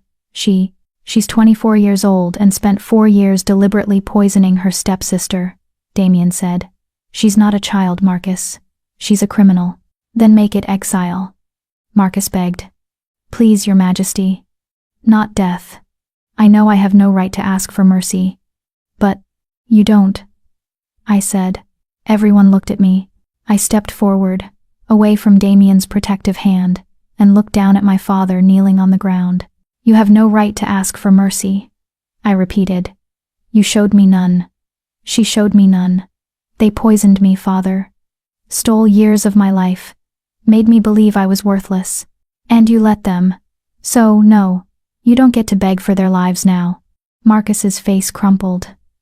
Kira, but I'm not them, I continued, my voice shaking but firm. I'm not cruel. I'm not vindictive, and I don't want their deaths on my conscience. I turned to Damien. Exile, for both of them, stripped of rank and pack bonds, banned from all pack territories in the kingdom. They can go live as rogues and see how they like being nothing. Damien studied me for a long moment. You're certain? The law allows for harsher punishment. I'm certain. Let them live with what they've done. That's punishment enough. He nodded slowly, then raised his voice to carry across the pavilion. By the authority vested in me as Alpha King, I hereby strip Luna Serena Ashwood and Vanessa Ashwood of their ranks, pack bonds, and territory rights. They are exiled from this kingdom, effective immediately. Any pack that harbors them will face sanctions. Any wolf that assists them will be investigated. They are alone. They are nothing, and they are gone. The words resonated with power, with finality. I watched as Serena and Vanessa both gasped, clutching their chests as the pack bonds were severed. It was painful, like having part of your soul ripped away. I knew because I'd felt the bonds weakening over the years as Marcus pulled away from me. But this was different. This was complete. Total. Irrevocable. Guards moved forward, Damien's guards, not pack wolves, and took hold of Serena and Vanessa. No! Vanessa screamed, struggling. Father, don't let them. Father, please. But Marcus just knelt there, broken and crying, and said nothing. They were dragged away, Vanessa screaming curses and Serena silent and stony-faced. And I felt nothing. No satisfaction. No joy. Just exhaustion. Marcus Ashwood, Damien continued. You failed in your fundamental duty as Alpha. You allowed a member of your pack, your own daughter, to be abused and poisoned under your roof. The council will decide if you're fit to continue as Alpha. Until then, you're on probation. One more failure, one more sign of weakness, and you'll lose everything. Do you understand? Yes, Your Majesty, Marcus whispered. Now get out of my sight. Marcus stood on shaking legs and walked away, suddenly looking decades older. The rest of the Ashwood pack followed, their heads down, carrying the shame of what had been revealed. I stood on the platform, surrounded by hundreds of staring wolves, and felt the weight of it all crash down on me. My legs gave out. Damien caught me before I hit the ground, pulling me against his chest, his arms strong and steady around me. I've got you, he murmured into my hair. You're safe. You did it. It's over. Is it? I asked, my voice muffled against his shirt. The worst of it, yes. His hand stroked my back in soothing circles. The rest we'll handle together. Together. The word should have terrified me. Instead, it felt like a promise. Like maybe, for the first time in 14 years, I wasn't alone. Chapter 4. Awakening. I don't remember much about leaving the pavilion. Just fragments, Damien's arms around me, the whispers of 300 wolves following us out, the cool night air on my face, Garrett's gruff voice saying something about getting her to safety, the smooth leather of the SUV seat beneath me, and then exhaustion pulled me under like a riptide, and I surrendered to it.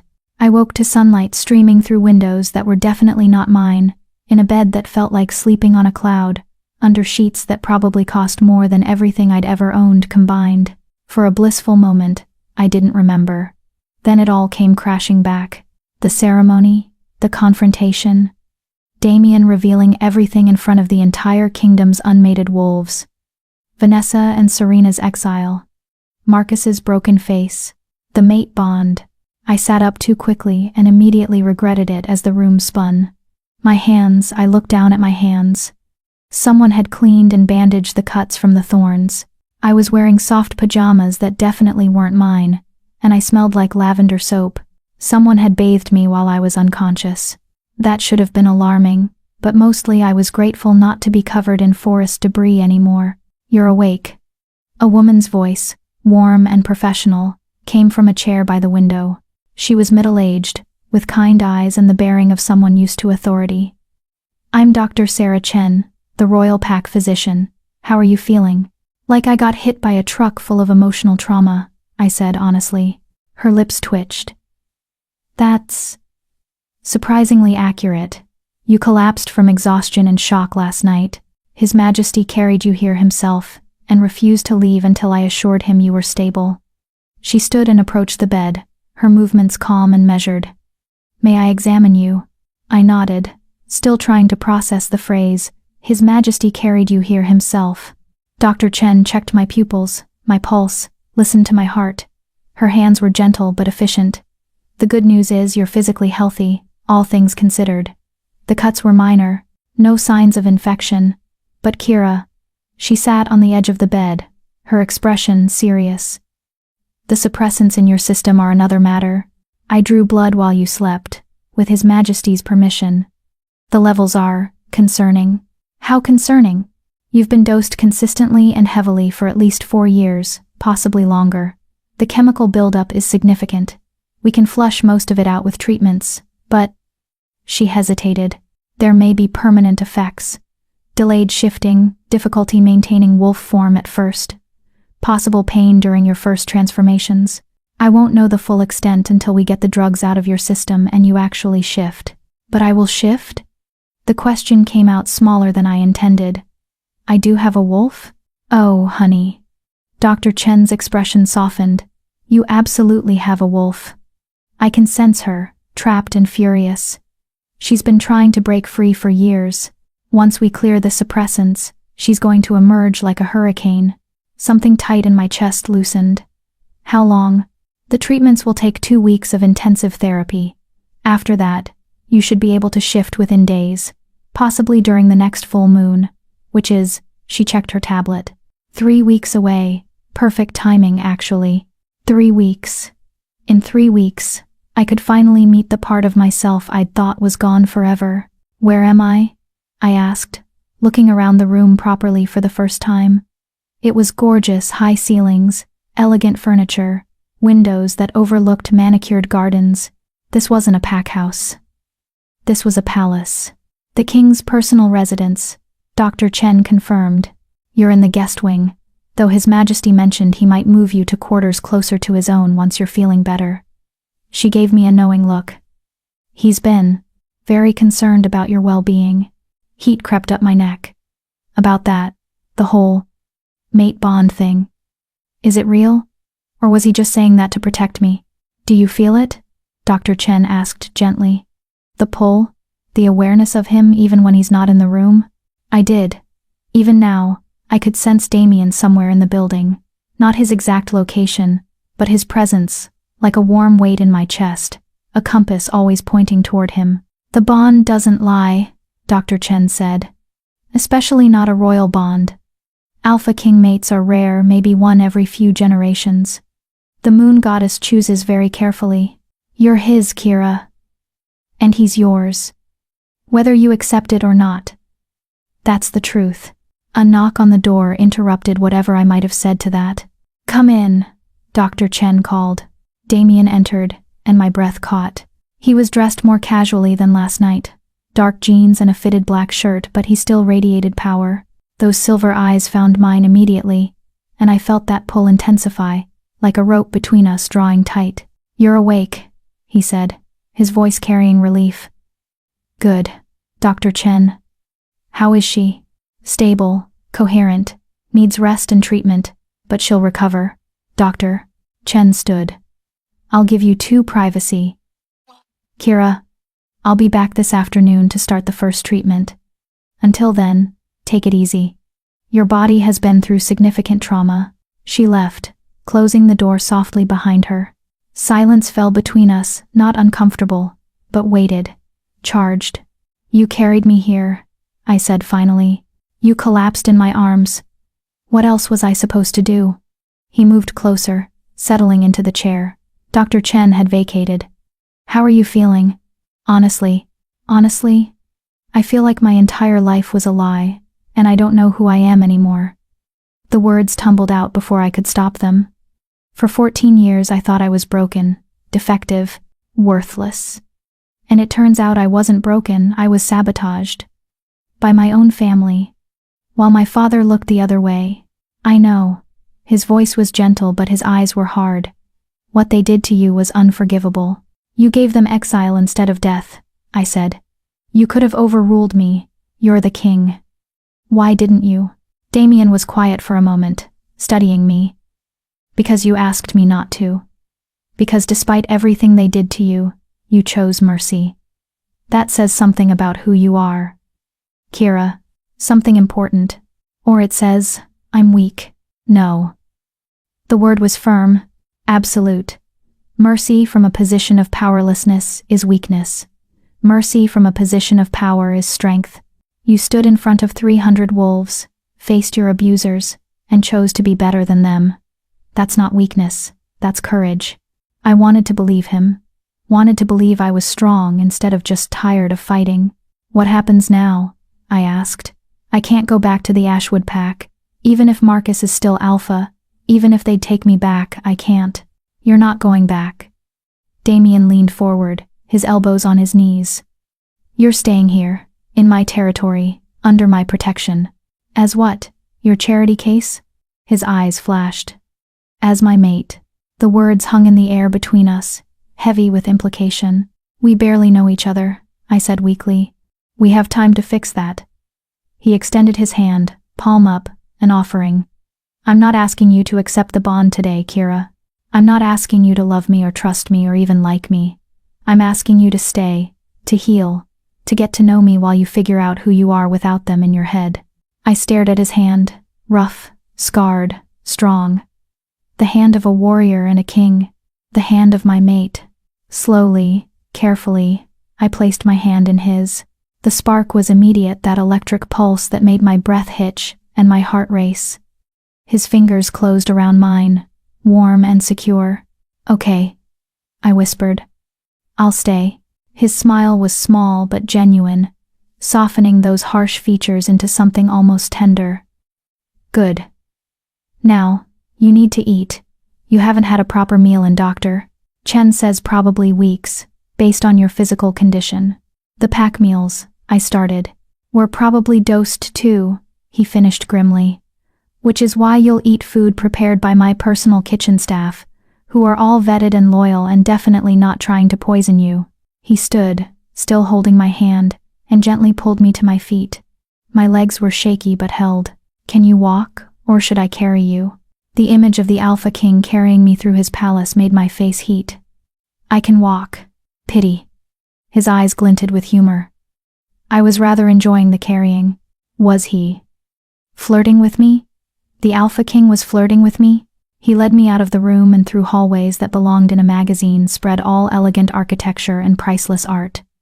Wolves we passed immediately bowed their heads in respect. To him, obviously, but also, I noticed, to me. "Why are they bowing to me?" I whispered. "Because you're with me," he said simply. "Because they can smell the mate bond forming, and because word has spread about what happened last night. You're something of a celebrity now, the suppressed wolf who faced down her abusers in front of the entire kingdom." "That's not how I want to be famous," I muttered. "Too late. Own it." We reached a small dining room, smaller than the formal ones, he explained, used for private meals. A table was already set with enough food for a small army. My stomach growled loudly. Damien's laugh was low and warm. "Sit, eat. I'll answer any questions you have." I sat and started filling my plate, trying not to look too desperate. But the food, moon goddess. The food. Fresh fruit, perfectly cooked eggs, bacon that actually tasted like bacon instead of the sad, limp strips I'd been getting. Pastries that melted on my tongue. Real coffee, not the instant stuff. I may have moaned a little. "Good?" Damien asked, amusement clear in his voice. "I'm going to marry your chef," I said, around a mouthful of croissant. "You're going to marry me, actually. The chef is already mated." I nearly choked. He pounded my back helpfully while I coughed. "Too soon?" he asked, not sounding sorry at all. "Maybe a little." I took a drink of water. "You said I could ask questions." "Ask away. Why were you investigating my pack?" "You said last night that you'd been looking into the Ashwood territory for months." "Why?" Damien's expression turned serious. "Multiple reasons. Financial irregularities. Your pack's accounts showed significant transfers to Silvercrest pack over the years. Border disputes with neighboring packs that Marcus always seemed to resolve in Silvercrest's favor.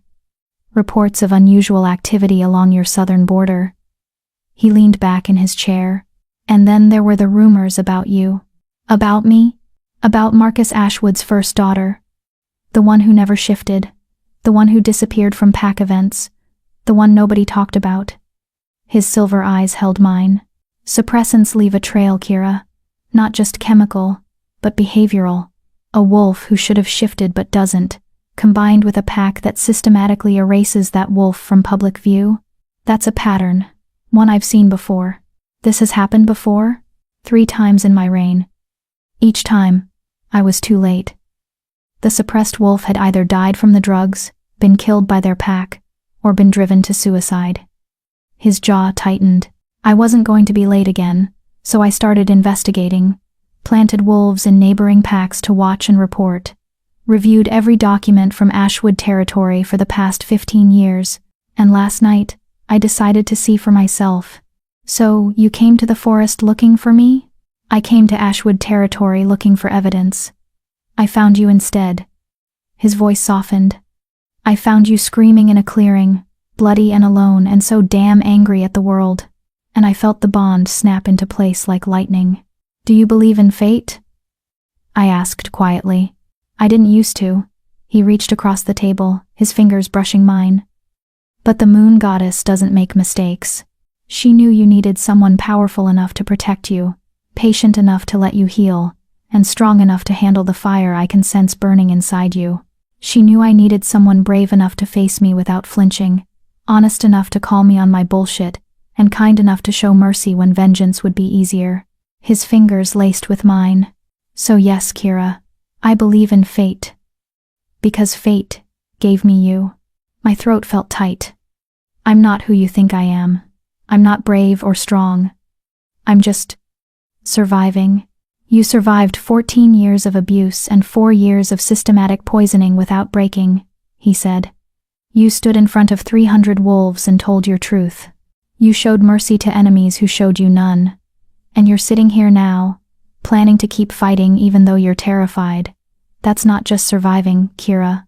That's warrior spirit. I don't feel like a warrior. You will. His smile was fierce and proud. Once you shift, once you meet your wolf, once you start training, you'll feel it. That strength you've been suppressing to survive, you won't have to suppress it anymore. Training, shifting, meeting my wolf, living without fear. It sounded like a fantasy, like something that happened to other people, not to wolfless rejects from small packs. Except I wasn't wolfless, wasn't a reject, wasn't powerless, not anymore. Tell me about being Alpha King, I said, changing the subject before I could cry into my eggs. What's it like? He laughed. Honestly, endless paperwork, diplomatic headaches, and managing the egos of territorial alphas who all think they know better than me. Sounds terrible. It has its moments. His expression turned thoughtful. But it's also rewarding. When I can actually help someone, make a real difference like last night, it reminds me why I took the throne in the first place. Why did you take the throne, I mean? You don't seem like you enjoy the political aspects. I don't. But my father was dying, and the alternative was my uncle, a wolf who thought power meant dominance and cruelty. Who would have turned this kingdom into a dictatorship? Damien's voice was quiet. So I challenged him for the succession, beat him in single combat in front of the council, and spent the next 8 years cleaning up decades of corruption and establishing new laws to protect wolves like you. How old were you? 22. Same age as you are now. I tried to imagine being 22 and taking on that responsibility. Couldn't. You must have been terrified. Every single day. His admission surprised me. Still am, sometimes. But fear doesn't mean you don't act. It means you act despite the fear. We ate in comfortable silence for a while. I worked my way through an embarrassing amount of food while Damien watched with what looked like satisfaction. What? I asked, catching him staring. You're eating, actually eating, not picking. It's good to see. Your chef is a wizard. I'm pretty sure these pastries contain actual magic. I'll pass along the compliment. He glanced at the clock. Dr. Chen will be back soon to start your first treatment. Until then, would you like to see the territory? Get some fresh air? The thought of going outside, of being seen by more wolves, made my anxiety spike.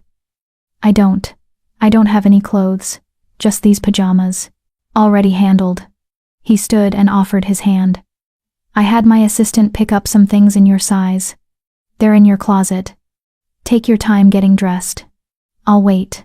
He left before I could protest, and I found myself back in the gorgeous bedroom with its cloud-like bed. The closet, because of course there was a walk-in closet, was filled with clothes.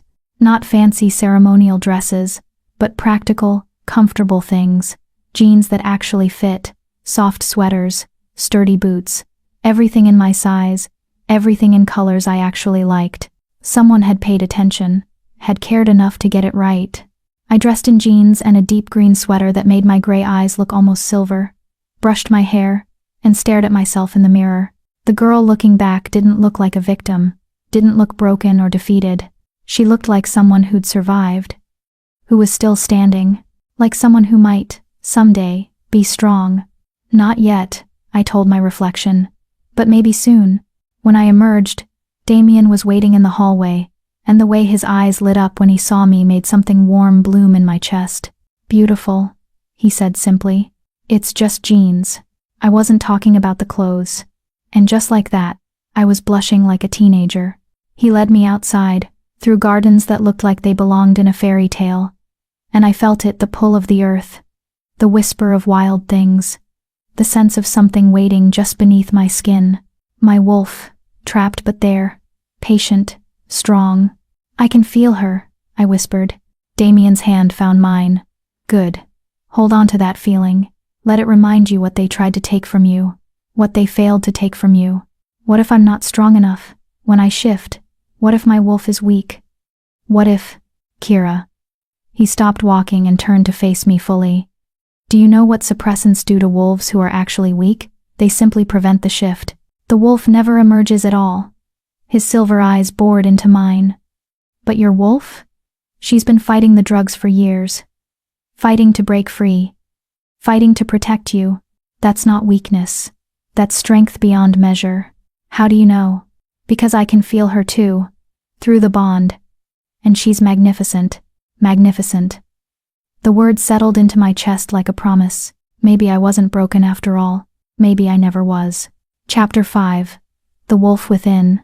2 weeks passed like a dream I was afraid to wake from. Dr. Chen's treatments were brutal injections that burned like fire through my veins, herbs that made me violently ill, sessions in a specialized chamber that supposedly accelerated cellular purification, but felt like being slowly electrocuted. Every day, I'd collapse into bed, feeling like I'd been torn apart and badly reassembled. But every day, I felt her stronger. My wolf, clawing at the chemical cage, getting closer to freedom. And every day, Damien was there. He sat with me during the worst treatments, holding my hand while I screamed. He carried me back to my room when I couldn't walk. He read to me when the pain was too bad to sleep, his deep voice anchoring me when I wanted to give up. Why are you doing this? I asked one night, after a particularly bad session. You're the Alpha King. You have a kingdom to run. Why are you spending hours sitting with me? He looked up from the book he'd been reading, some ancient text about wolf history that I was pretending to listen to. Because you're mine to care for. Because the bond demands it. Because I want to. The bond, I started, is only part of it, he interrupted gently. Yes, the mate bond creates a pull, a need to be near you. But Kira, I like you. I like your stubborn refusal to give up. I like how you mock my terrible jokes. I like that you're not impressed by titles or power. I like watching you discover who you are without them in your head. His silver eyes held mine. The bond brought us together. But I'm choosing to stay. Choosing. The word felt important. Revolutionary even. No one had ever chosen me before. Not really. I'd been tolerated, controlled, used. But chosen? Wanted? That was new. I like you too, I admitted, my voice small. You're bossy and overprotective, and you have terrible taste in books. This is a classic, but you're also kind. Patient. You listen when I talk. You don't make me feel small. I looked down at my hands. I'm not ready for the mate bond. Not ready for everything that means. But I'm glad it's you. His smile was soft and genuine. That's enough. For now, that's more than enough. The 3rd week brought changes I couldn't ignore. My senses sharpened. I could hear conversations from rooms away, could smell the individual components in my food, could see in the dark like it was merely dim instead of pitch black. My strength increased. I accidentally broke a doorknob. Shattered a glass just by gripping it too hard. Dr. Chen said it was normal, my wolf's strength bleeding through as the suppressants cleared. And the dreams started. Every night, I dreamed of running. Of 4 paws instead of 2 feet. Of forest and moonlight and the pure joy of speed. I'd wake up with phantom memories of fur and claws, reaching for something just beyond my grasp. Soon, Dr. Chen said during my final treatment. Maybe even tonight. The full moon rises at midnight. Your wolf is going to answer it. Tonight. My first shift, after years of waiting, of believing it would never happen. Tonight I'd finally meet her. I was terrified. What if something goes wrong? I asked Damien for the 100th time as evening approached. What if the drugs damaged something? What if I shift and can't shift back? What if you're magnificent? He interrupted, pulling me into his arms. We'd gotten more comfortable with casual touch over the past weeks, nothing inappropriate, but small things. Hand-holding. Hugs. His arm around my shoulders. Each touch strengthened the bond, made it harder to remember why I'd been hesitant. What if you shift and discover you're everything they told you that you weren't? That's a lot of pressure. Then forget about pressure. Forget about expectations. Just feel. Your wolf knows what to do. Trust her. Garrett appeared in the doorway, his gruff face apologetic. Your Majesty, the pack is gathering. They're ready when you are. The pack. Damien had explained that first shifts traditionally happened surrounded by pack, with the alpha present to guide and protect. Since I technically had no pack now, Marcus had formally released me from Ashwood bonds. I'd be shifting with Damien's royal pack. Hundreds of wolves, all there to watch me either succeed or fail spectacularly. I think I'm going to be sick, I muttered. You'll be fine. Damien pressed a kiss to my forehead, a new development from this morning that had made my heart do complicated acrobatics. I'll be right there with you, every step. We walked to the ceremonial grounds behind the palace, a massive clearing surrounded by ancient trees, lit by torches and the rising moon. Wolves were already gathered, sitting in a loose circle. I recognized members of Damien's guard, palace staff, visiting dignitaries, hundreds of eyes, all watching. My steps faltered. Damien's hand found the small of my back, steady and warm. Breathe. They're not here to judge. They're here to witness, to celebrate. This is a gift, Kira. Your first shift. Let them share it with you. We walked to the center of the circle. The moon was rising, huge and silver and calling to something deep in my bones. Dr. Chen approached, her expression warm. How do you feel? Like I'm about to jump off a cliff. Good metaphor. Shifting is like jumping, you have to let go and trust the fall. She checked my pulse, my pupils. Physically, you're ready. The suppressants are cleared. Your wolf is free. All you have to do is let her out. All I have to do, I repeated weakly. Damien began removing his shirt. I'll shift with you. My wolf will help guide yours through the first transformation. Just follow my lead.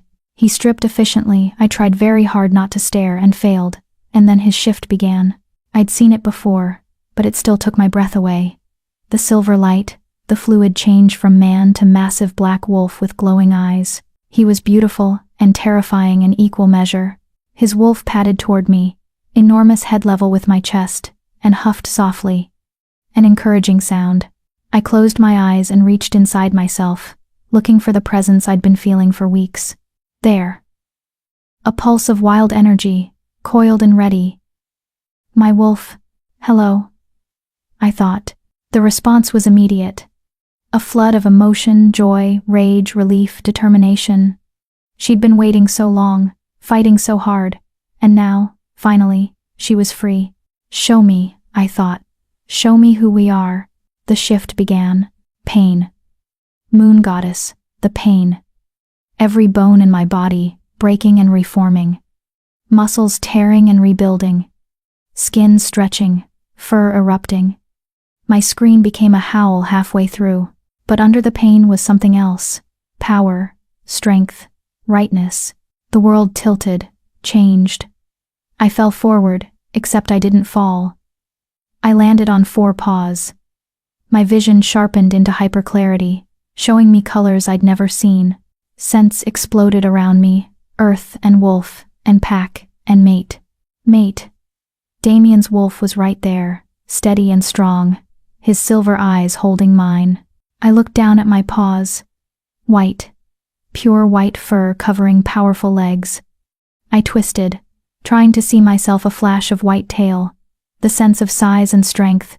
Look at you, a voice said in my mind. Damien's voice, but deeper. His wolf. Beautiful, powerful, perfect. The pack erupted in howls, celebration, welcome, joy. The sound washed over me like a blessing. I'd done it. I'd shifted. I had a wolf. I was whole. My wolf wanted to run, needed to run. Years of being caged demanded release. Damien's wolf understood. He turned and bolted toward the tree line, and I followed without thinking. Running on 4 legs was instinct, natural as breathing. My powerful muscles ate up the ground.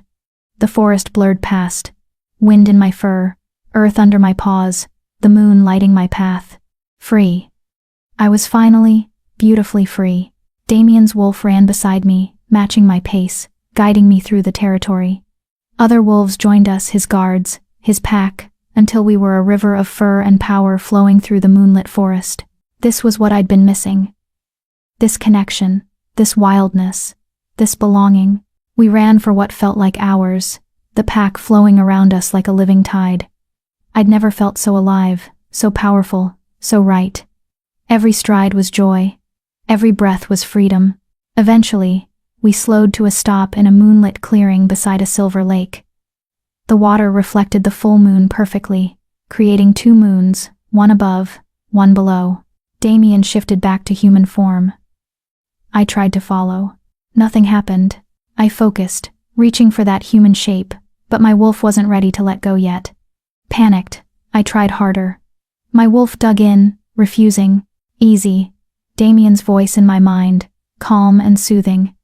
First shifts can be tricky. Your wolf has been suppressed for so long. She's reluctant to give up control. Don't fight her, coax her, promise her you'll shift again soon.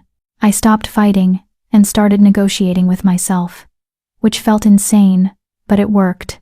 Slowly, carefully, my wolf agreed to retreat. The shift back was less painful but more disorienting. Suddenly I was human again, naked in the moonlight, with Damien very deliberately keeping his eyes on my face. He pulled off his shirt, when had he put clothes back on, and handed it to me. I pulled it over my head gratefully. It hung to mid-thigh. Smelling like him, warm from his body. You did it, he said, his voice rough with emotion. Moon goddess, Kira, you were magnificent. A white wolf. Do you know how rare that is? Is that good? Good? His laugh was incredulous. It's extraordinary. White wolves appear maybe once a generation. They're said to be blessed by the moon goddess herself. Powerful beyond measure, destined for greatness. I don't want to be destined for greatness, I said, suddenly overwhelmed. I just wanted to be normal, to have a wolf, to belong. You'll never be normal, Kira. He moved closer, his hands cupping my face. You're a white wolf. That makes you rare, special, important. The pack, the entire kingdom is going to expect things from you now. The weight of his words settled over me like a heavy cloak. What kind of things? Leadership, power, strength. His thumbs brushed my cheekbones. But you don't have to face it alone. I'll be with you. Every step. Before I could respond, a howl cut through the night. Not celebratory. Warning. Damien's entire body went rigid. That's the perimeter patrol. Something's wrong. Other wolves emerged from the forest, Garrett in human form, pulling on pants, his face grim. Your Majesty, we have a situation. Rogues on the southern border. At least 20 of them, organized and armed. They're demanding to speak with you. Garrett's eyes flicked to me. Specifically, they're demanding to speak with the white wolf. They say they have information about more suppressed wolves. And they say if you don't come, people will die. My blood ran cold. It's a trap.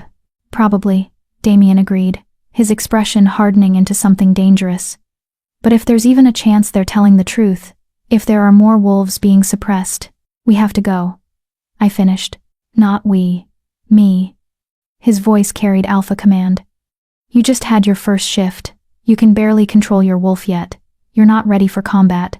If they're asking for the white wolf specifically, they want me there for a reason. I straightened, meeting his eyes. I'm going. Kira, you said we're partners. You said I'd never face things alone. That goes both ways, Damien. I pulled his shirt tighter around me. Besides, if they want to use me as bait, let them try. I'm not the helpless victim anymore. I'm a white wolf. Let's show them what that means. Garrett made a choking sound that might have been approval or concern. Damien stared at me for a long moment. Then, slowly, his lips curved into a fierce, proud smile. All right, my white wolf, let's go show them exactly what you've become. His expression turned deadly serious. But if things go wrong, if I tell you to run, you run. Understood? Understood, I lead. Because if things went wrong, I wasn't running anywhere. I'd spent years running, hiding, making myself small. Those days were over. Chapter 6. The Rogue's Truth. We didn't have time for me to get proper clothes. Garrett threw me a pair of someone's spare sweatpants and a jacket that swallowed me whole. I looked ridiculous, oversized clothes, bare feet, hair wild from shifting, but I didn't care. 20 rogues on our border wasn't just a random attack. It was organized, deliberate, and they wanted me specifically. The question was why. We moved fast, Damien's elite guard forming a protective formation around us as we headed south. Some stayed in wolf form for speed and combat readiness. Others remained human to communicate and strategize. I stayed human because I wasn't confident I could shift back quickly if needed. My wolf was still too new, too eager, too unpredictable. "Talk to me about rogues," I said to Garrett as we half ran through the forest. "I thought they were just lone wolves who left their packs." "Most are," Garrett replied, his voice steady despite the pace. "But organized rogue bands? Those are different. Usually led by exiled wolves with grudges. Sometimes they're mercenaries wolves who'll do anything for the right price." His expression darkened. 20 rogues working together? That takes serious leadership and serious motivation. Or serious desperation, Damien added. If they really do have information about suppressed wolves, they might be trying to bargain for something. Like what? Asylum, territory rights, pardons for past crimes. Damien's jaw was tight. Or it's a trap designed to kill or capture you. The white wolf who exposed suppressant use in a major pack. You made enemies, Kira. Powerful enemies who might want you silenced. The thought sent ice down my spine. I'd been so focused on my own story, my own recovery, that I hadn't considered the broader implications. How many other wolves were suppressing their pack members? How many saw me as a threat to their power? "Silvercrest," I said suddenly. "Serena came from Silvercrest. They were using her to infiltrate Ashwood. If they've been doing this to multiple packs, then exposing the practice threatens their entire operation," Damien finished grimly. "Which makes you a very valuable target." We reached the southern border in 20 minutes of hard running. The landscape changed here, less forest, more rocky terrain. Defensible, but also harder to maneuver in wolf form. The rogues were waiting in a clearing, just as Garrett had said. 20 of them, all in human form, all armed with silver weapons, the only metal that could seriously harm wolves. They weren't attacking, just standing there, weapons lowered but ready, waiting. At their center stood a woman I recognized. "Moon Goddess," I breathed. "That's Elena Frost. She was Luna of the Western Ridge Pack." Damien's eyes narrowed. "The pack that fell under Silvercrest's control 15 years ago. The one where the Alpha mysteriously died." Elena looked older than I remembered from the pack gatherings, her dark hair streaked with gray, her face lined with stress and exhaustion, but her eyes were sharp, alert. And when she saw us emerge from the tree line, something like relief crossed her features. "Alpha King," she called, her voice carrying clearly. "Thank you for coming. And Kira Ashwood, or should I say Blackthorn now. Thank you for being brave enough to show yourself." Damien's guards tensed, ready to attack at his signal. But he held up a hand, stopping them. "Elena Frost," he said, his voice carrying absolute authority. "You're wanted for treason against your pack, for abandoning your Luna duties, for speaking the truth about what Silvercrest did to Western Ridge," Elena interrupted. "For trying to stop them from spreading to other packs, for attempting to expose their suppressant operation." Her eyes met mine. "For trying to save my daughter before they could do to her what they did to you." The words hit like a physical blow. "Your daughter was suppressed?" "Is being suppressed," Elena corrected, her voice cracking. Present tense. "My beautiful girl, 20 years old, convinced she's wolfless, convinced she's broken, living in Western Ridge under the control of my sister's son, the Alpha who inherited, after my mate's convenient death." Her hands clenched into fists. "I've been gathering evidence for 3 years, gathering wolves who escaped Silvercrest's influence, building a case. And then you happened." "Me? You exposed the practice in front of 300 witnesses, and the Alpha King himself. You proved suppressants were being used. You survived and became stronger."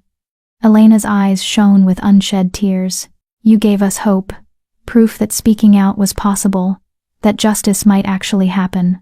So we came. All of us, wolves from 6 different packs, all exiled or fled, because we tried to stop Silvercrest's expansion. We came to offer you everything we know, every name, every location, every piece of evidence we've gathered, in exchange for your help saving the wolves who are still trapped. Silence fell over the clearing. How many? Damien asked, his voice tight. How many suppressed wolves? That we know of? 17, spread across 6 packs.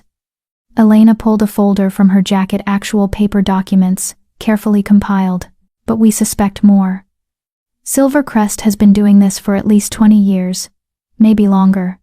Systematically suppressing rival bloodlines, eliminating threats, consolidating power. They're building an empire, Your Majesty. And they're using suppressants as their weapon. Garrett stepped forward and took the folder, flipping through it quickly. His face grew darker with each page. This is detailed, he said, grudging respect in his voice. Pack names, suppressant sources, financial trails. If this is accurate. It's accurate. Another rogue spoke up, a younger man with scars across his face. I was part of Silvercrest's inner circle before I figured out what they were doing and ran.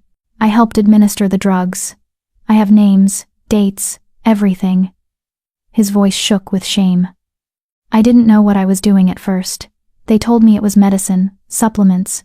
By the time I realized, I'd already poisoned 12 wolves. 12 lives I helped destroy. Why should we trust you? One of Damien's guards demanded. You're rogues, exiles. You could be working for Silvercrest right now, feeding us false information. We could be. Elena agreed. But we're not. We're parents and siblings and mates of suppressed wolves. We're the ones who spoke up and lost everything. We're the ones who've been living as rogues for years, hunted by Silvercrest's assassins, barely surviving. She looked directly at me. We're you, Kira. Before you found your king, before you got your justice, we're the ones still fighting. Something in her words resonated deep in my chest. I knew that desperation, that determination to save someone you loved, no matter the cost. Your daughter, I said quietly. What's her name? Maya Frost. She's in Western Ridge territory, living in the pack house, working as basically a servant despite being true-born Luna blood. Elena's voice broke. She thinks I abandoned her, thinks I'm a traitor who ran away. She doesn't know I've been fighting to save her this whole time. I looked at Damien. He was studying the documents, his expression unreadable. This could be a trap, he said quietly. Silvercrest could have orchestrated this entire thing. These rogues could be bait to lure us into a conflict with 6 packs at once. It could be, I agreed. But what if it's not? What if there really are 17 wolves like me, trapped and suffering? Can we risk ignoring this? His silver eyes met mine. Investigating 6 packs simultaneously would take enormous resources, could trigger conflicts. Other alphas would see it as overreach, claim I'm abusing my power. Then let me do it, I said. Everyone turned to stare at me. What? Damien's voice was sharp. I'm the White Wolf, the one who survived, the living proof that suppressed wolves can be saved.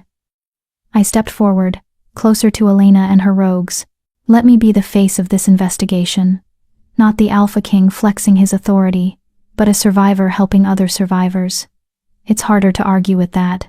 Absolutely not, Damien said flatly. You just had your first shift 3 hours ago. You have no combat training, no political experience, no one trying to keep me quiet anymore, I interrupted. Damien, they asked for me specifically. The White Wolf, because I represent hope to them. Let me be that hope. By walking into potential death traps? By standing up and saying no more? I turned to Elena. If I help you, if I investigate these packs, expose the suppressants, save your daughter and the others, what do you want in return? Asylum, Elena said immediately. For all of us, territory rights as a recognized pack. We don't want to be rogues anymore. We want to belong somewhere. Somewhere safe from Silvercrest's reach. Done, I said. Kira, Damien's voice cracked with alpha command. You can't make that promise. You're not what? Not Luna Queen yet? I met his eyes steadily. Then make me Luna Queen. Officially, give me the authority to grant asylum, to lead this investigation, to save these wolves. The clearing went utterly silent. Damien stared at me like I'd grown a second head. You're asking me to fast-track our mating ceremony so you can immediately throw yourself into danger. I'm asking you to trust me, to believe I'm strong enough for this. I moved closer, lowering my voice so only he could hear. You said I was destined for greatness, that the moon goddess chose me for this. Let me live up to that destiny. Let me be the Luna Queen who fights for the powerless. Isn't that what you wanted? A partner who would help you change the kingdom? His jaw worked. I could see the war in his eyes, the alpha who wanted to protect me versus the king who knew I was right. 3 conditions, he said finally. First, you train with Garrett every day. Combat, strategy, everything. You don't go into any pack territory until you can defend yourself. Agreed. Second, you never go alone. My guards accompany you everywhere.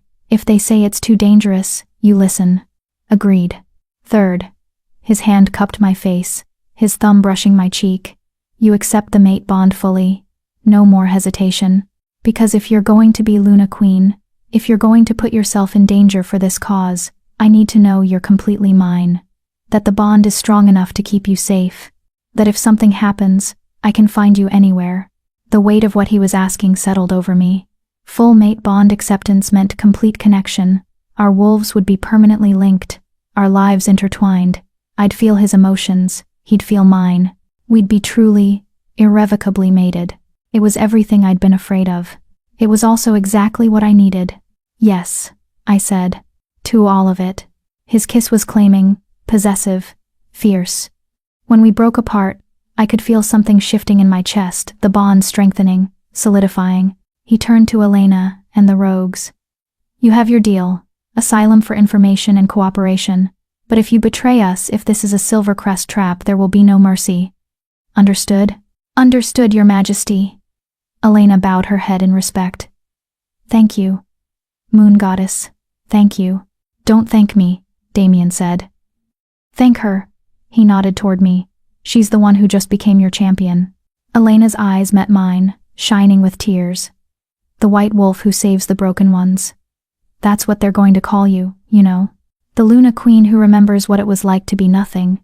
Good, I said, because I'll never forget, and I'll make damn sure no one else has to live through what we did. Garrett approached Damien, his expression troubled. Your Majesty, if we're doing this fast-tracking the mating ceremony, launching a multi-pack investigation, we need to inform the council. Some of them are going to push back hard. Let them push, Damien said coldly. The law is clear. Suppressants are illegal. Any pack using them faces sanctions. I'm not asking permission. I'm informing them it's happening. There's one more problem, the scarred rogue spoke up. Silvercrest knows about Kira now. Knows she exposed the Ashwood operation. They're going to come for her. And they have resources we can't match. Assassins, spies, corrupt wolves in high places. Then they'll have to go through me. Damien said, his voice dropping to a growl. And my entire guard. And every loyal wolf in this kingdom who believes suppressants are an abomination. His arm wrapped around my shoulders, pulling me against his side. They can try, but they'll fail. I leaned into his strength, feeling the bond pulse between us stronger now, more certain. 3 hours ago, I'd had my first shift. Discovered I was a white wolf. Felt true freedom for the first time. Now I was about to become Luna Queen and launch a kingdom-wide investigation that would make powerful enemies. My life was insane. I wouldn't have it any other way. When do we start? I asked. Elena smiled, tired but hopeful. Tomorrow, if you're willing. We have a contact in the Riverside Pack who can get us access to their records. It's the smallest of the 6 packs, so it's the safest starting point. Tomorrow. Then, I agreed. We spent another hour getting details, making plans, integrating Elena's rogues into our group. By the time we headed back to the palace, dawn was breaking over the mountains. I'd been awake for over 24 hours. I'd had my first shift, run with a pack, met dangerous rogues, and committed to becoming Luna Queen ahead of schedule. I should have been exhausted. Instead, I felt alive. You realize you just volunteered for a war, Damien said as we walked, his hand warm in mine. I survived 4 years of being slowly poisoned, I replied. I can handle whatever Silvercrest throws at me. That's not what worries me. He stopped, pulling me around to face him. What worries me is that you're so used to pain, so accustomed to sacrifice, that you don't value your own safety. You'd throw yourself into fire to save someone else without hesitation. Is that a bad thing? It's a terrifying thing, for someone who loves you. His forehead pressed against mine. Promise me you'll be careful. Promise me you won't take unnecessary risks. Because Kira, if something happened to you, if I lost you, you won't, I interrupted, my hands coming up to frame his face. Because I have something I didn't have before. Something worth fighting for. Worth staying alive for. What's that? You, us, this future we're building. I smiled. I'm not that girl in the forest anymore, Damien. I'm not looking for ways to disappear. I'm looking for reasons to stay. And I found one. His kiss was soft this time, tender, full of promise and hope and fear and love all tangled together. When we finally made it back to the palace, Dr. Chen was waiting with her arms crossed and a disapproving expression. You were supposed to rest after your first shift, she said sternly. Instead, you ran off to confront rogues, negotiate asylum, and apparently agree to become Luna Queen immediately. It's been an eventful night, I admitted. Sit, both of you. She pointed to chairs in her medical office. I need to check Kira's vitals after that shift, and I need to lecture you both about proper post-transformation rest protocols. We sat obediently while she fussed over me, checking my temperature, my heart rate, examining my joints for shift damage. Physically, you're fine, she said grudgingly. Better than fine, actually. Your wolf is strong, and the shift was clean. But Kira, her expression softened. Your body has been through tremendous trauma. The suppressants, the treatments, now your first shift and all this stress. You need rest, real rest, or you're going to collapse, mate bond or no mate bond. After the mating ceremony, I promised. After we start the investigation. After. Now, Damien interrupted. Dr. Chen is right. You need rest. We'll do the ceremony tomorrow night, full moon again. Perfect timing. Today, you sleep. But that's an order from your alpha, he said, his voice carrying that command I couldn't refuse. My wolf, exhausted and satisfied after her first real run, agreed completely. Suddenly, I could barely keep my eyes open. Fine, I mumbled. But tomorrow, you become my Luna Queen, Damien said, scooping me into his arms like I weighed nothing. Tomorrow, we make it official. Tomorrow, we start changing the kingdom. He carried me to my room, our room soon, I realized with a flutter of nerves and excitement, and laid me on the cloud-like bed. Sleep, my white wolf, he murmured, brushing hair from my face. When you wake, your new life begins. I wanted to say something profound, something meaningful about how far I'd come or how grateful I was. Instead, I fell asleep mid-thought, exhausted and happy and whole. Chapter 7. Luna Queen. I woke to sunlight streaming through windows, and the smell of food that made my stomach growl aggressively. For a blissful moment, I just lay there, warm and comfortable and safe. Then memory crashed back and I bolted upright. Tonight. The mating ceremony was tonight. I was becoming Luna Queen tonight. Easy, a familiar voice said. Damien sat in a chair by the window, reading, always reading. He looked up with a soft smile. You've been asleep for 14 hours. Dr. Chen said to let you rest as long as you needed. 14 hours? I stared at him. Have you been sitting there the whole time? Most of it. I had some council meetings this morning. They were spirited. His expression turned wry. Turns out, announcing you're fast-tracking a mating ceremony and launching a kingdom-wide suppressant investigation doesn't go over well with certain conservative alphas. How spirited are we talking? 3 council members demanded your background be investigated. 2 suggested you might be a Silvercrest plant. 1 actually had the audacity to say a white wolf mating a king was unnatural and defying tradition. His eyes flashed silver. I may have reminded them that tradition also says the Alpha King's word is law, and anyone questioning my mate is questioning me. I winced. I'm causing you political problems already. You're forcing necessary changes. There's a difference. He stood and moved to the bed, sitting on the edge. Besides, half the council is thrilled. The younger alphas especially, they see you as proof that the old guard's power is breaking. That merit matters more than bloodline. No pressure, then. His laugh was warm. Speaking of pressure, Elena's rogues have been integrated into the guard barracks. Garrett's been interviewing them all morning, verifying their information. It checks out, Kira. All of it. Names, locations, financial records. Silvercrest has been running a suppressant operation for at least 20 years. 20 years. How many wolves had suffered? How many had died believing they were broken? We start with Riverside Pack tomorrow, I said. It wasn't a question. After you've trained with Garrett. After you've learned basic combat and defensive strategies. After I'm Luna Queen and you can't order me around anymore? I interrupted with a small smile.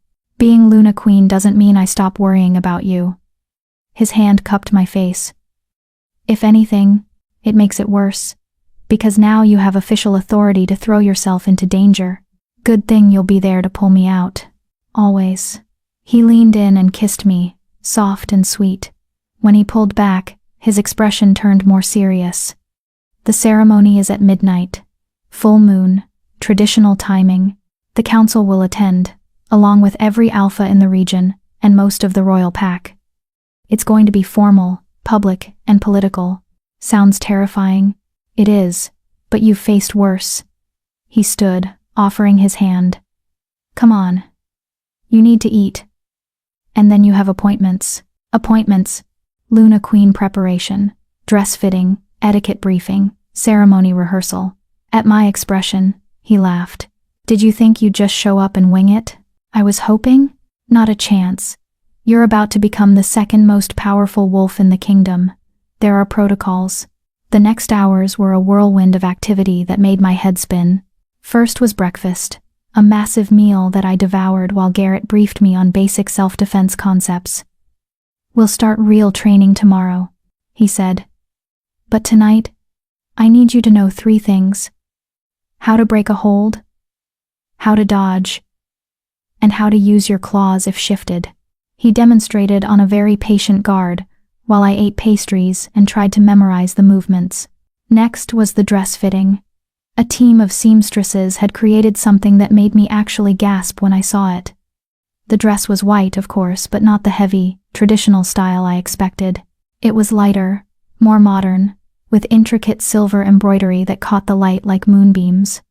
The back was open, designed to tear away easily if I needed to shift in an emergency. For a Luna Queen who fights, the head seamstress said with approval. Beautiful and practical. The etiquette briefing was taught by an elderly wolf named Margot who'd served 3 previous Luna Queens. She taught me how to stand, how to speak, how to acknowledge different ranks during the ceremony, how to accept the pack's submission without looking weak, how to project authority while remaining approachable.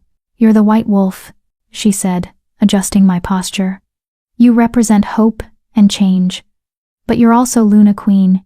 You represent stability and strength. Balance both, and you'll win their hearts. What if I mess up? Then you'll recover gracefully and continue. Perfection isn't the goal, Kira. Connection is. By late afternoon, I was exhausted again mentally, if not physically. Damien found me hiding in the library, staring at books without reading them. Having second thoughts? He asked gently. 10th and 11th thoughts, I admitted. I don't know how to be a queen, Damien.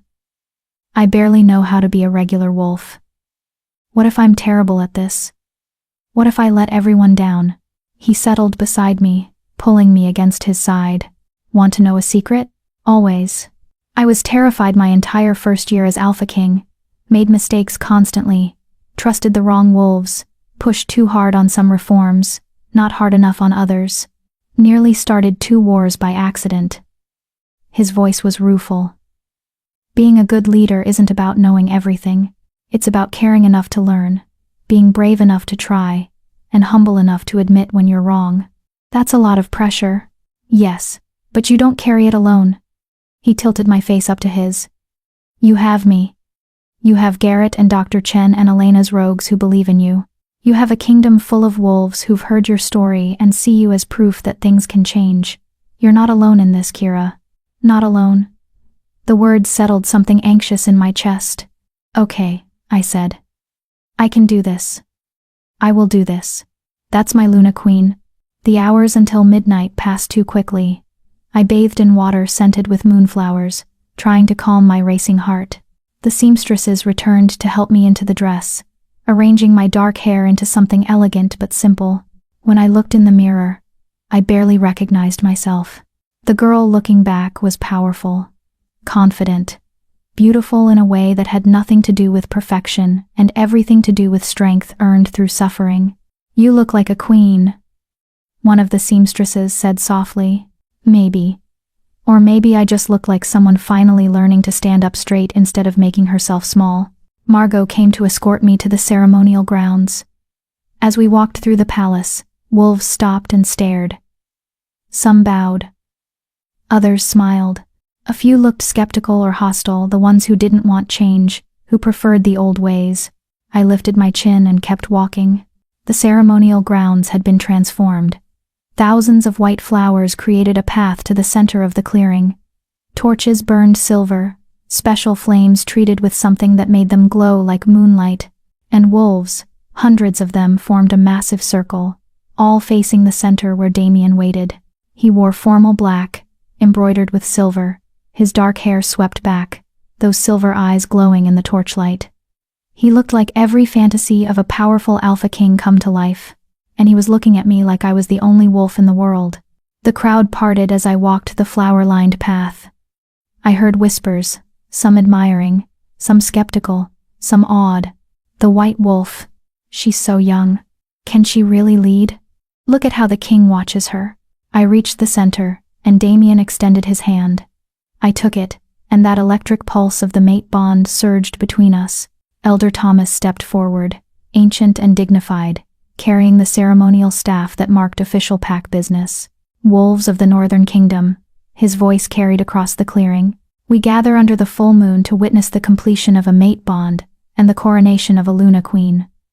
Alpha King Damien Blackthorn has chosen his mate. The moon goddess has blessed the bond. Now we, the pack, must accept or reject this union. My heart stuttered. Reject? Damien's hand squeezed mine reassuringly. Traditional phrasing, his voice in my mind through the partial bond. They won't reject. Kira Ashwood. Elder Thomas turned to me. You come from the Ashwood pack, daughter of Alpha Marcus. You are newly shifted, a white wolf rare and powerful. You have survived suppressants, exposed corruption, and shown mercy to your enemies. Do you accept the role of Luna Queen? Do you swear to lead with wisdom, protect with strength, and serve this pack with your whole heart? The words were ritual, but the weight behind them was real. I do, I said, and my voice carried clear and strong across the clearing. Alpha King Damien Blackthorn. Elder Thomas turned to him. You have chosen this wolf as your mate, your equal, your Luna Queen. Do you swear to honor her, support her, and share your power with her in all things? I do, Damien said, his eyes never leaving mine. Then, by the authority vested in me by the council and the moon goddess herself, I ask the pack, do you accept Kira Ashwood as your Luna Queen? Silence fell. This was the moment where any wolf could object, could challenge the mating. Then Garrett stepped forward from the crowd, massive and scarred and intimidating. I accept, he said, bowing his head. Luna Queen Kira has proven her strength.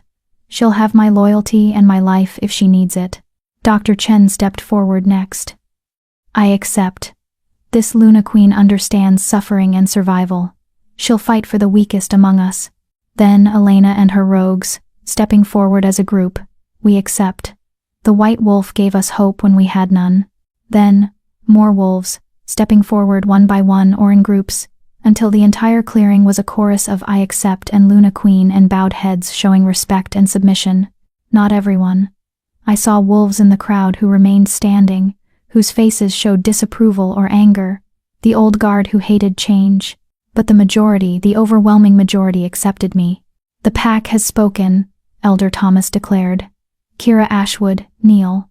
I knelt on the soft earth, still holding Damien's hand.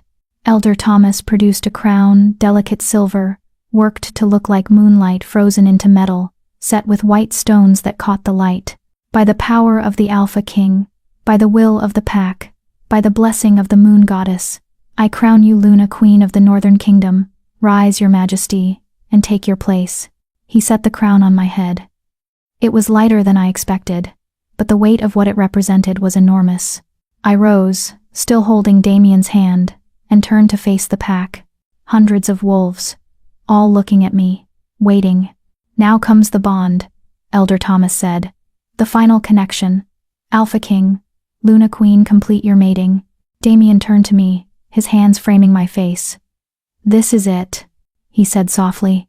The moment the bond becomes permanent. Unbreakable. Our souls, our wolves, permanently connected. Are you ready? Was I ready to tie myself forever to this man, to this role, to this future? I thought about the girl I'd been 3 weeks ago. Alone, broken, convinced she was worthless. I thought about the white wolf I'd become. Strong, powerful, surrounded by people who believed in her. I thought about the Luna Queen I was choosing to be, fighting for the suppressed, changing the kingdom, standing beside a king who saw me as an equal. Yes, I said. I'm ready. His kiss was claiming and fierce. And as our lips met, I felt the bond snap fully into place.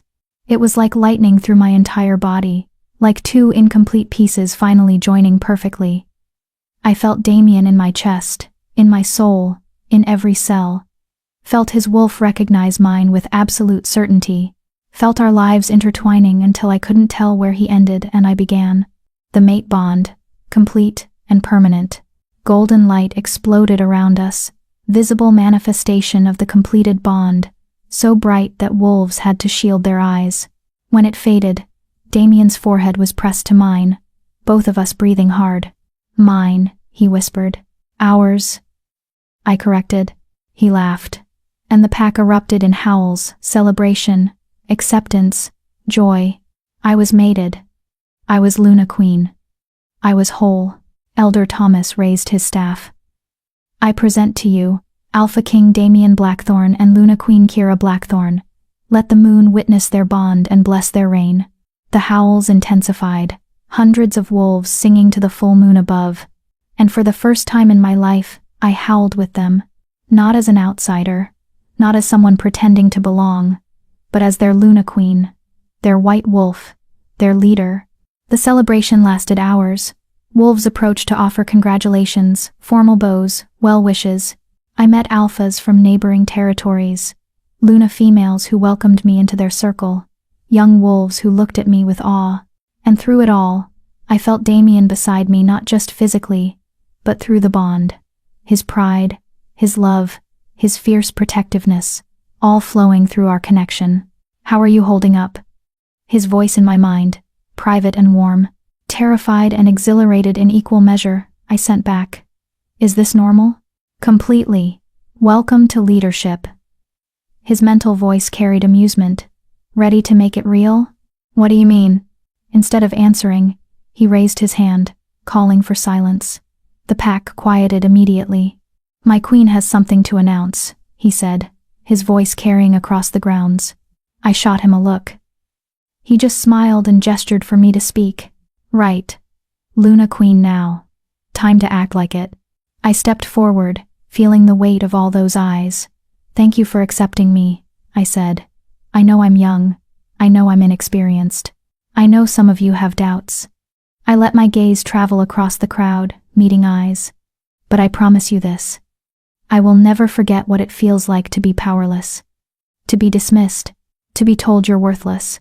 And I will fight with everything I have to make sure no wolf in this kingdom ever feels that way again. Murmurs rippled through the crowd. That's why tomorrow, I begin an investigation into suppressant use across 6 packs. With the Alpha King's support and the evidence provided by Elena Frost and her wolves, we will find every suppressed wolf in this kingdom. We will free them. We will punish those responsible. And we will make sure this crime never happens again. Some wolves cheered. Others looked uncertain. A few looked openly hostile. This won't be easy, I continued. It will be dangerous. It will make powerful enemies. Some of you won't agree with my methods or my choices. But I'm not asking for your approval. I'm asking for your trust. Trust that your Luna Queen cares about every wolf, strong or weak, ranked or omega, perfect or broken. Trust that I'll fight for you the way I wish someone had fought for me. Silence fell, heavy with the weight of the moment. Then Garrett stepped forward again. Your Luna Queen has spoken. Anyone who objects can take it up with me. His grin was all teeth. And I promise, that conversation won't go well for you. Laughter broke the tension. Wolves who'd looked uncertain started nodding. The celebration resumed, but now with a different energy purpose mixed with the joy. That was either brilliant or terrifying. Damien's voice in my mind. Both? I suggested. Definitely both. His pride flowed through the bond, warm and fierce. That's my Luna Queen. Hours later, after the celebration finally wound down, Damien led me away from the grounds, not back to the palace, but deeper into the forest. Where are we going? I asked. You'll see. We walked for 20 minutes until we reached a clearing I'd never seen before. A small cabin stood at the center, surrounded by wildflowers, with a stream running nearby. It's private, Damien explained. A place where alpha kings traditionally bring their new mates after the ceremony, somewhere to be alone, away from the pack, and the politics and the demands. Just us. Just us. The words sent a flutter through my stomach. He opened the door and led me inside. The cabin was simple but beautiful. One main room with a massive bed, a fireplace already burning, and windows that overlooked the moonlit forest. Tonight, we're not Alpha King and Luna Queen, Damien said, turning to face me. We're just Damien and Kira, mates, bonded, with nothing between us but choice. He started removing his formal jacket. And suddenly the reality of what came next hit me. We were mated, bonded, and I was about to spend my first night alone with my mate. I started, my face heating. I haven't. I know, he said gently. And we don't have to do anything you're not ready for. The bond is complete. Everything else happens at your pace. What if my pace is terrified and eager and confused all at once? His smile was soft and understanding. Then we'll figure it out together. No pressure, no expectations. Just us. He closed the distance between us, his hands gentle as he reached for the crown on my head. May I? I nodded, and he carefully removed it, setting it aside. Not a queen right now, he said. Just Kira. Then he kissed me, soft and sweet and patient, and I felt the bond sing between us, completed, permanent, perfect, and for the first time in my entire life, I felt completely safe, completely wanted, completely whole. Chapter 8. The First Mission. I woke, wrapped in warmth, Damien's arms around me, his steady breathing against my neck, the mate bond humming contentedly in my chest. Last night had been everything. Gentle and fierce, patient and passionate, learning each other, claiming each other, completing the bond in every way. I'd never felt so vulnerable and so powerful at the same time. Good morning, my Luna Queen, Damien's voice in my mind, still rough with sleep. You're awake, I accused. Hard to sleep when I can feel your thoughts racing. His arms tightened around me. Nervous about today? Today, Riverside Pack. My first real mission as Luna Queen, the investigation that would either prove I was capable of this role or expose me as a fraud who'd gotten lucky. Terrified, I admitted through the bond. What if I mess this up? What if I can't help them?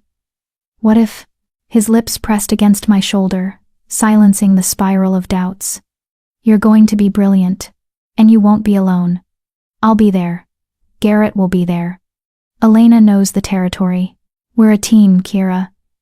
You don't have to be perfect, just present. Present. I could do present. We returned to the palace as the sun rose, slipping through quiet hallways to avoid the knowing looks from guards who definitely knew what new mates did on their bonding night. My face was probably permanently red. Garrett was waiting in the training room, looking disgustingly awake for this early. Luna Queen, he greeted with a bow that was only slightly mocking. Ready for your crash course in not dying? Good morning to you too, I muttered. What followed was 2 hours of the most intense physical activity I'd ever experienced.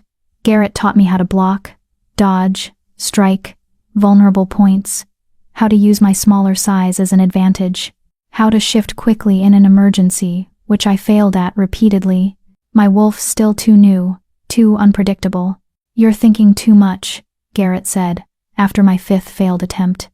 Your wolf isn't separate from you, she is you. Stop asking permission and just let go. Easy for you to say. You've been shifting for decades. And you've been suppressed for years. Your wolf has trust issues. He softened slightly. She doesn't trust that she won't be caged again. You need to prove to her to yourself that shifting is safe now. That no one's going to take her away again. His words hit deeper than I expected. My wolf did have trust issues. So did I. We're safe now, I thought toward her. No more cages, no more drugs, we can be free. My wolf stirred, uncertain but wanting to believe. Trust me, I thought. Please. She surged forward, and suddenly I was shifting bones, cracking, fur erupting, the world tilting into wolf senses. It hurt, but less than before. Faster than before. I landed on 4 white paws, panting but triumphant. There she is, Garrett's wolf said, having shifted to join me, the Luna Queen in her true form. We practiced shifting for another hour, until I could do it in under 30 seconds. Still not fast enough for combat, but better. By the time we finished, I was exhausted, sweaty, and covered in bruises. You did good, Garrett said, back in human form. Not great, but good. You'll survive if you're smart, and don't do anything stupid. Inspiring words. I'm not here to inspire. I'm here to keep you alive. He tossed me a water bottle. Rest. We leave for Riverside in 2 hours. I showered quickly and changed into practical clothes, jeans, boots, a jacket that could tear away easily for shifting. Dr. Chen appeared with another bottle of supplements. For strength and healing, she explained. Your body is still recovering from years of suppressants. These will help. Will I ever be normal? I asked quietly. Or will I always be playing catch-up? Define normal. She smiled. You're a white wolf, Kira. You were never going to be normal. But yes, within a few months, your body will fully stabilize. The damage from the suppressants will be permanent but manageable. You'll be strong, possibly stronger than wolves who never faced what you did. Adversity builds resilience. I hoped she was right. Damien found me in our rooms. Our rooms now. I was still getting used to that, reviewing the files on Riverside Pack. Alpha, Jonathan Reed, I read aloud. 52 years old, took over from his father 20 years ago. Small pack, only 40 wolves. Territory borders, Silver Crest. And according to Elena's intelligence, he has 3 suppressed pack members, including his own nephew. His nephew, Damien repeated, reading over my shoulder. That's either incredibly cruel or suggests Jonathan doesn't know. Or he knows and can't stop it because Silver Crest has leverage over him. I flipped through more pages. Riverside is the smallest pack, the weakest. Perfect target for Silver Crest's expansion, which makes it the perfect starting point for us. Small enough to investigate thoroughly, but not so insignificant that other packs won't notice what we find. Damien's hand found mine. Are you ready for this? Was I? Ready to walk into a strange pack, accuse them of crimes, potentially expose corruption that could destroy lives? No, absolutely not. Yes, I said anyway. Let's go save some wolves. The convoy that left the palace was smaller than I expected. Just 2 vehicles. Damien, me, Garrett, and 4 guards in one. Elena and 3 of her former rogues in the other. We're not going in heavy-handed, Damien explained as we drove.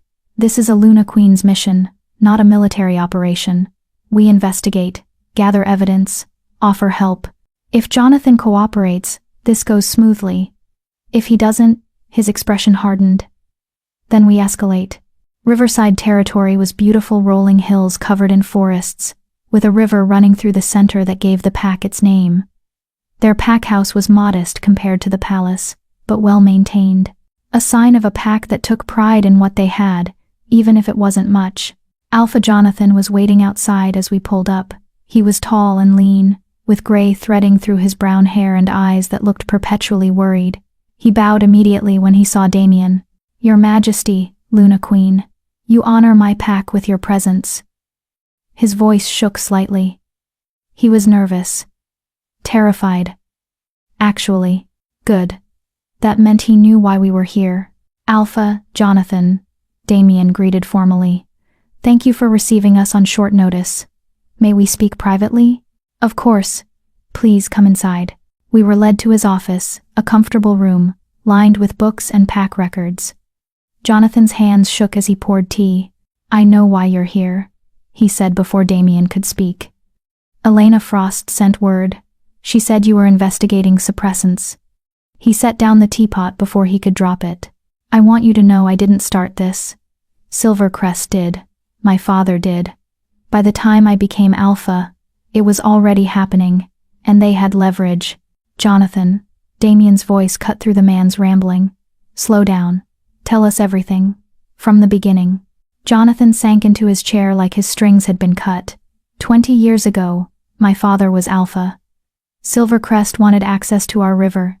It's the cleanest water source in the region. My father refused, so they orchestrated attacks on our borders, made it look like rogue problems, weakened us. Then they offered a solution: marriage alliance. My sister would mate their beta's son. In exchange, they'd protect us. "Let me guess," I said quietly. "Your sister didn't want the marriage. She was already in love with someone else. But my father forced it, for the pack." Jonathan's voice was bitter. "She mated Silvercrest's wolf and had a son. My nephew, Thomas. Beautiful boy. Smart. Strong. Should have been a powerful Alpha someday." His hands clenched. "But when Thomas turned 16, my sister tried to leave her mate. Tried to take Thomas and run. Silvercrest couldn't allow that it would weaken their hold on us. So they started dosing Thomas with suppressants. Told my sister if she tried to leave again, they'd kill him. If she told anyone, they'd kill him. So she stayed, and Thomas turned 18 without shifting. 19. 20. Now he's 23, and everyone thinks he's wolfless." The pain in Jonathan's voice was raw, real. This wasn't a willing participant in Silvercrest's schemes. This was a trapped Alpha watching his family suffer. "Where's your sister now?" Damien asked. "Dead. Suicide, 2 years ago. Couldn't live with what they'd done to her son anymore." Jonathan's voice broke. "And I inherited this mess. Silvercrest told me I could either continue the suppressants, or they'd kill Thomas outright and absorb my entire pack. What was I supposed to do?" "You were supposed to come to me," Damien said, his voice hard but not unkind. "I'm your king. I could have helped. Silvercrest said if I contacted you, Thomas would die before you could investigate. They have wolves in your palace, Your Majesty. Spies. They'd know immediately if I reached out." Jonathan looked at me with desperate hope. But then the white wolf exposed Ashwood. Proved suppressants could be stopped. Proved the king would protect suppressed wolves. So when Elena sent word you were coming, I didn't try to hide, because maybe finally someone powerful enough can help. I felt the weight of his hope like a physical thing. "Where is Thomas now?" I asked gently. "Working in the pack house kitchen. He's relegated to Omega work. No one wants a wolfless wolf doing anything important." Jonathan's jaw tightened. "He's brilliant and kind, and should be training to be beta someday. Instead, he peels potatoes and is mocked by wolves half his worth. Take me to him," I said. Jonathan led us through the pack house to the kitchen. It was busy wolves preparing lunch, the scent of cooking food heavy in the air. And there, in the corner, was a young man who looked so much like Jonathan, it was unmistakable. Thomas Reed was thin, too thin, with dark circles under his eyes and hands that moved with practiced efficiency as he chopped vegetables. His shoulders were hunched, his head down, the body language of someone trying to be invisible. I knew that posture. I'd perfected it myself. "Thomas," Jonathan called gently. The young man looked up, and I saw his eyes, beautiful green eyes filled with resignation and buried pain. He saw his Alpha, then saw Damien and me, and immediately moved to bow. "Your Majesty, Luna Queen." Forgive my appearance, I wasn't informed we had royal visitors. Or I would have— You would have what? I interrupted, moving closer. Made yourself more presentable? Tried to hide? His eyes widened with confusion and fear. Thomas, I'm Kira. 3 weeks ago, I was just like you. Convinced I was wolfless. Relegated to nothing. Treated like an embarrassment by my pack. I stopped directly in front of him. Except I wasn't wolfless. I was suppressed, deliberately poisoned for years to keep me from shifting. Understanding dawned in his eyes. Then denial. No. I'm really wolfless. The doctors said. The doctors were told what to say, Jonathan said, his voice heavy with regret. Thomas. I'm so sorry. I should have told you years ago, should have found a way to fight them, but I was weak and scared and— You're suppressed, I said firmly. Not broken. Not defective. Suppressed. And we're here to fix it. Thomas's legs gave out. He caught himself on the counter, staring at me with an expression that cycled through hope, disbelief, rage, and back to hope. I have a wolf? His voice cracked. All this time, I have a wolf? You have a wolf, I confirmed. And we're going to set her free. Him, Thomas whispered. Set him free. I've always imagined my wolf is male, strong and protective and everything I couldn't be. Then him, I agreed. We'll set him free, Thomas, I promise. Dr. Chen stepped forward with her medical bag. I need to run tests, confirm the suppressants, start treatment. Thomas, is there somewhere private we can work?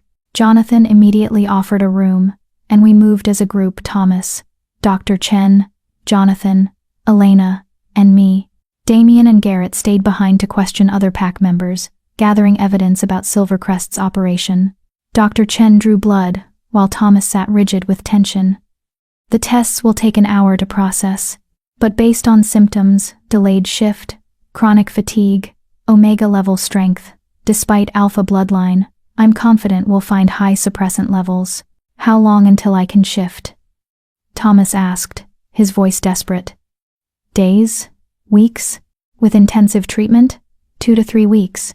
Your first shift should happen by the next full moon. Doctor.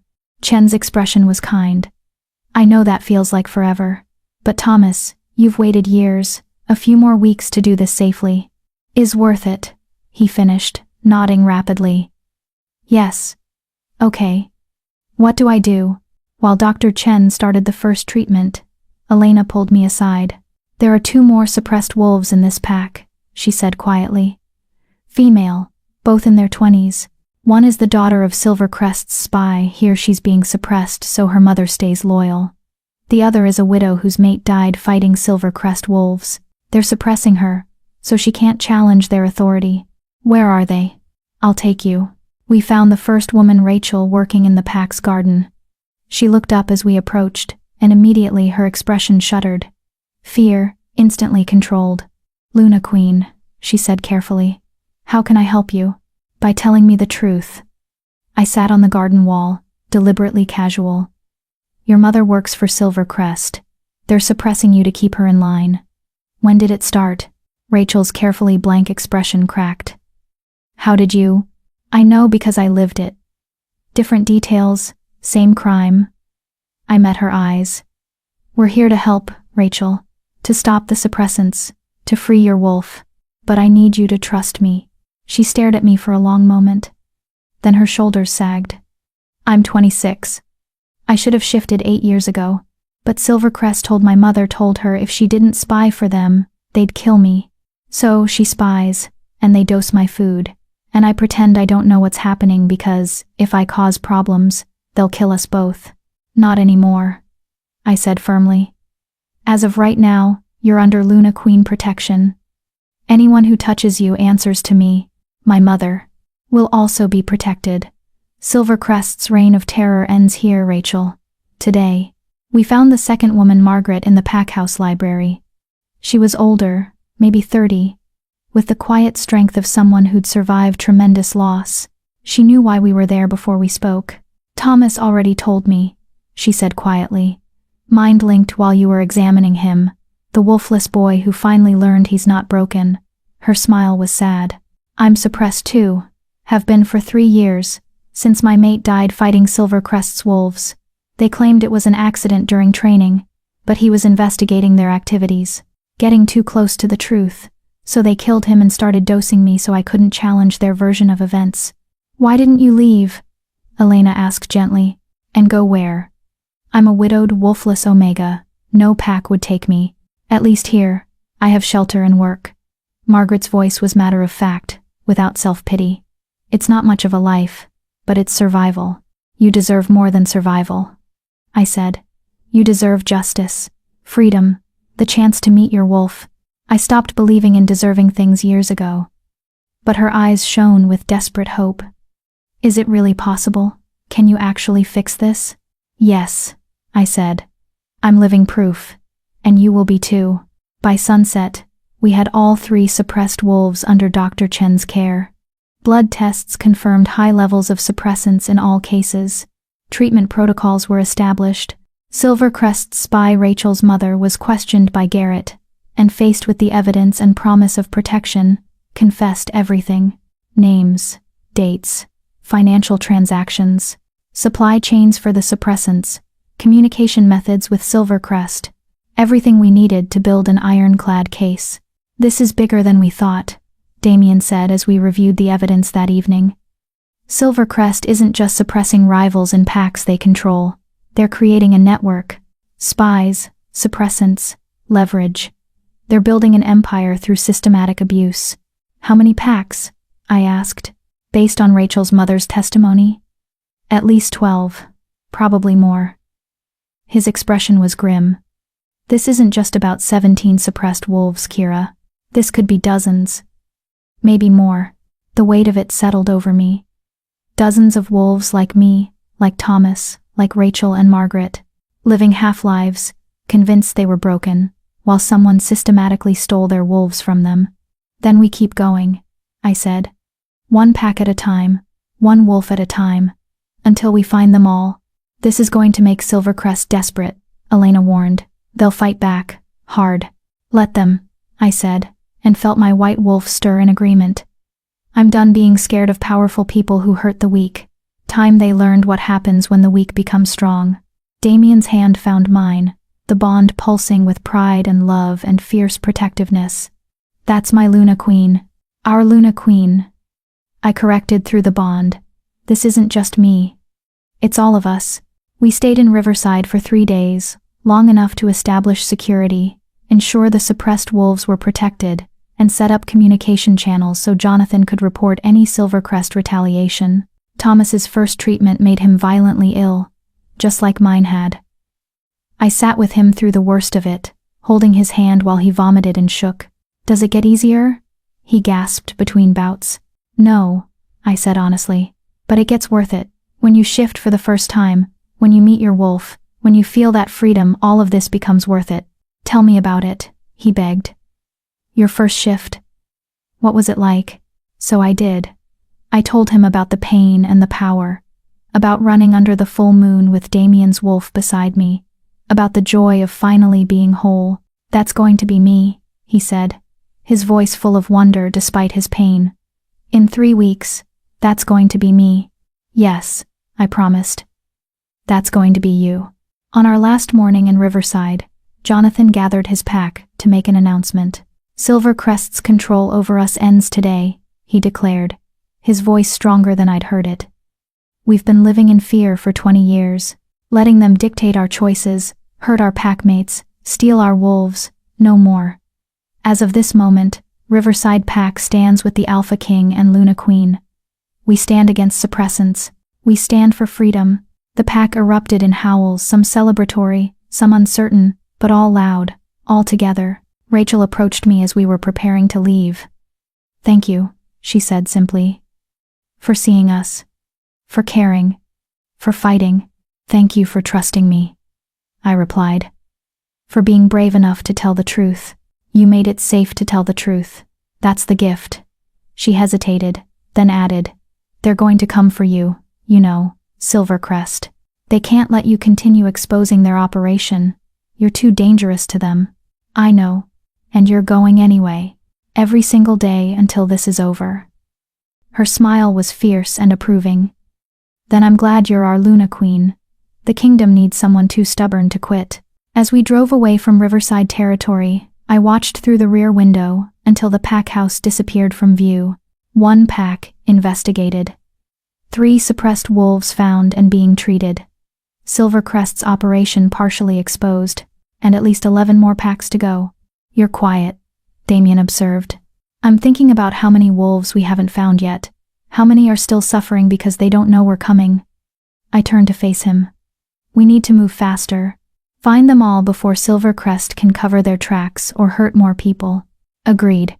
Garrett's already planning the next investigation Lakewood pack. 3 days from now. Damien's expression was serious. But Kira, Elena was right. Silvercrest is going to retaliate. Probably soon. You need to be prepared for that. I am prepared. Are you prepared to kill? His question was blunt. Because that's where this is heading.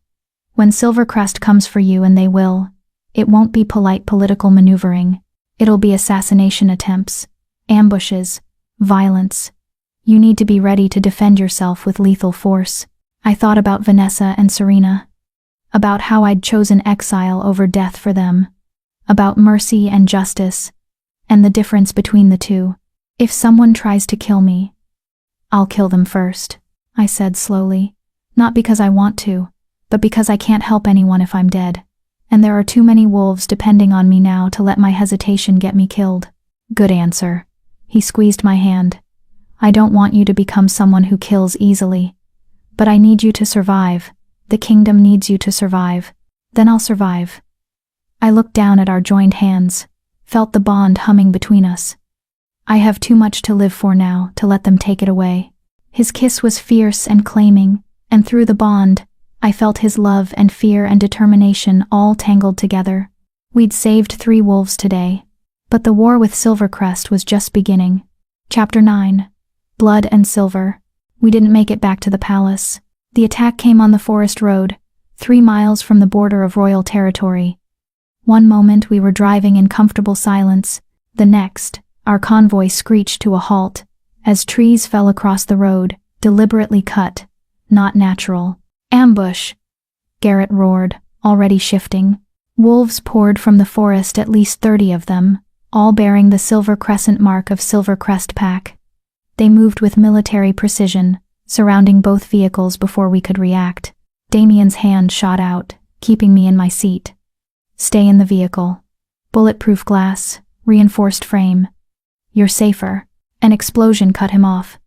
The second vehicle, Elena's vehicle, erupted in flames. No! I screamed. Through the smoke and fire, I saw shapes moving. Elena and her wolves, thrown clear of the blast, injured but alive. Silvercrest wolves closing in for the kill. Damien shifted immediately, his massive black wolf smashing through the windshield to engage the attackers. Our guards followed, and suddenly the peaceful forest road became a battlefield. I sat frozen for maybe 3 seconds, watching through the windows as wolves tore into each other. Seeing Elena struggle to her feet, blood streaming from a head wound, as 2 Silvercrest wolves advanced on her. Stay safe, Damien's voice through the bond, distant and strained. He was already fighting, already bleeding. Don't leave the vehicle. But Elena was going to die. And Rachel's mother was in that burning vehicle, probably dead already. And I was sitting here safe, while people who'd trusted me were dying. No more hiding. No more being protected while others fought my battles. I kicked open the door and shifted. The change was faster than it had ever been, maybe 5 seconds of pain before I landed on 4 white paws. My wolf surged forward, eager and furious. These wolves had tried to kill our pack. Our allies. They would pay. I launched myself at the nearest Silvercrest wolf, a large male about to finish off one of our guards. He didn't see me coming until I hit him from the side, all my weight and momentum driving him into a tree. My jaws found his throat before he could recover. The taste of blood was copper and wrong, but I didn't let go until he stopped moving. Kira, Damien's voice in my mind was frantic. What are you? Get back to behind you. I spun just in time to see another Silvercrest wolf leaping for me. I dodged, but not fast enough. Claws raked across my shoulder, tearing through fur and skin. Pain exploded white hot, but my wolf pushed through it. We were hurt but not down. Not weak, never weak again. I circled my attacker, a female with scars across her muzzle and cold, calculating eyes. She was experienced, trained. I was 3 weeks old as a wolf. Use your speed. Garrett's voice cut through my panic. He was fighting 3 wolves at once but still managing to coach me. You're smaller, faster. Don't try to overpower her. Outmaneuver her. The female lunged. I darted left, letting her momentum carry her past me, then slashed at her exposed flank. Not a killing blow, but enough to hurt. To slow her down. She whirled with a snarl, and I saw murder in her eyes. She's going to feint left, then strike right, my wolf whispered. Instincts I didn't know I had, suddenly sharp and clear. The female feinted left. I was already moving right, meeting her strike with my own. My jaws closed on her foreleg, and I heard the bone snap. She screamed a wolf's scream, high and agonized, and I used her pain to my advantage, going for her throat. This time, I didn't hesitate. The female went limp. I released her and immediately searched for the next threat. The battlefield was chaos. Bodies, some moving, some not. Blood staining the earth. The smell of smoke and death and fear. Elena was down, not moving. One of our guards was clearly dead, his throat torn out. Garrett was bleeding from multiple wounds but still fighting. Damien. I found him through the bond, fighting at the center of the ambush against 5 wolves at once. His black fur was matted with blood, his and theirs. He was strong, experienced, deadly. But 5 against 1, even for an alpha king, was too many. I ran toward him, my white wolf weaving through the fighting. A silver crest wolf tried to intercept me. I didn't slow down, just ducked under his lunge and kept running. I'm coming, I sent through the bond. No! Kira. Get back. I hit the group surrounding Damien like a white missile, scattering them. My jaws found the nearest throat. Killed, without thinking, without hesitating. 2 wolves down. 3 still standing. Damien rallied, his alpha power radiating out in waves that made even me want to submit. One of the remaining wolves actually did submit, dropping to the ground with his throat exposed. The other 2 attacked together, coordinated. But now it was 2 against 2, and Damien and I moved like we'd been fighting together for years. The bond connected us, let us anticipate each other's moves. When I went left, he went right. When he struck high, I struck low. We were brutal, efficient, deadly. Within 30 seconds, both Silver Crest wolves were dead or dying. Damien shifted back to human immediately, his eyes wild as he grabbed my face, my wolf's face between his hands. Are you hurt? Let me see your shoulder. I shifted back, gasping as the wound translated to my human form. A deep gash across my left shoulder, bleeding freely. I'm okay, I managed. Elena. I'll check Elena. You need. He looked around desperately for something to stop the bleeding. Your Majesty. One of the guards who was still standing shouted. We have survivors. 2 Silver Crest wolves, injured but alive. Secure them, Damien ordered, his voice hard. Then softer, to me. Kira, you need Dr. Chen. This wound will keep for 5 minutes. I pushed to my feet, ignoring the way the world tilted. Elena first. We found her unconscious but breathing, a massive head wound bleeding sluggishly. 2 of her rogues were dead, including Rachel's mother. The 3rd was badly burned but alive. Dr. Chen's vehicle screeched to a halt on the road she'd been traveling separately, arriving just after the attack ended. She took one look at the carnage and went into pure professional mode. Triage, she snapped. Who's critical? Elena, I said. Head wound, unconscious.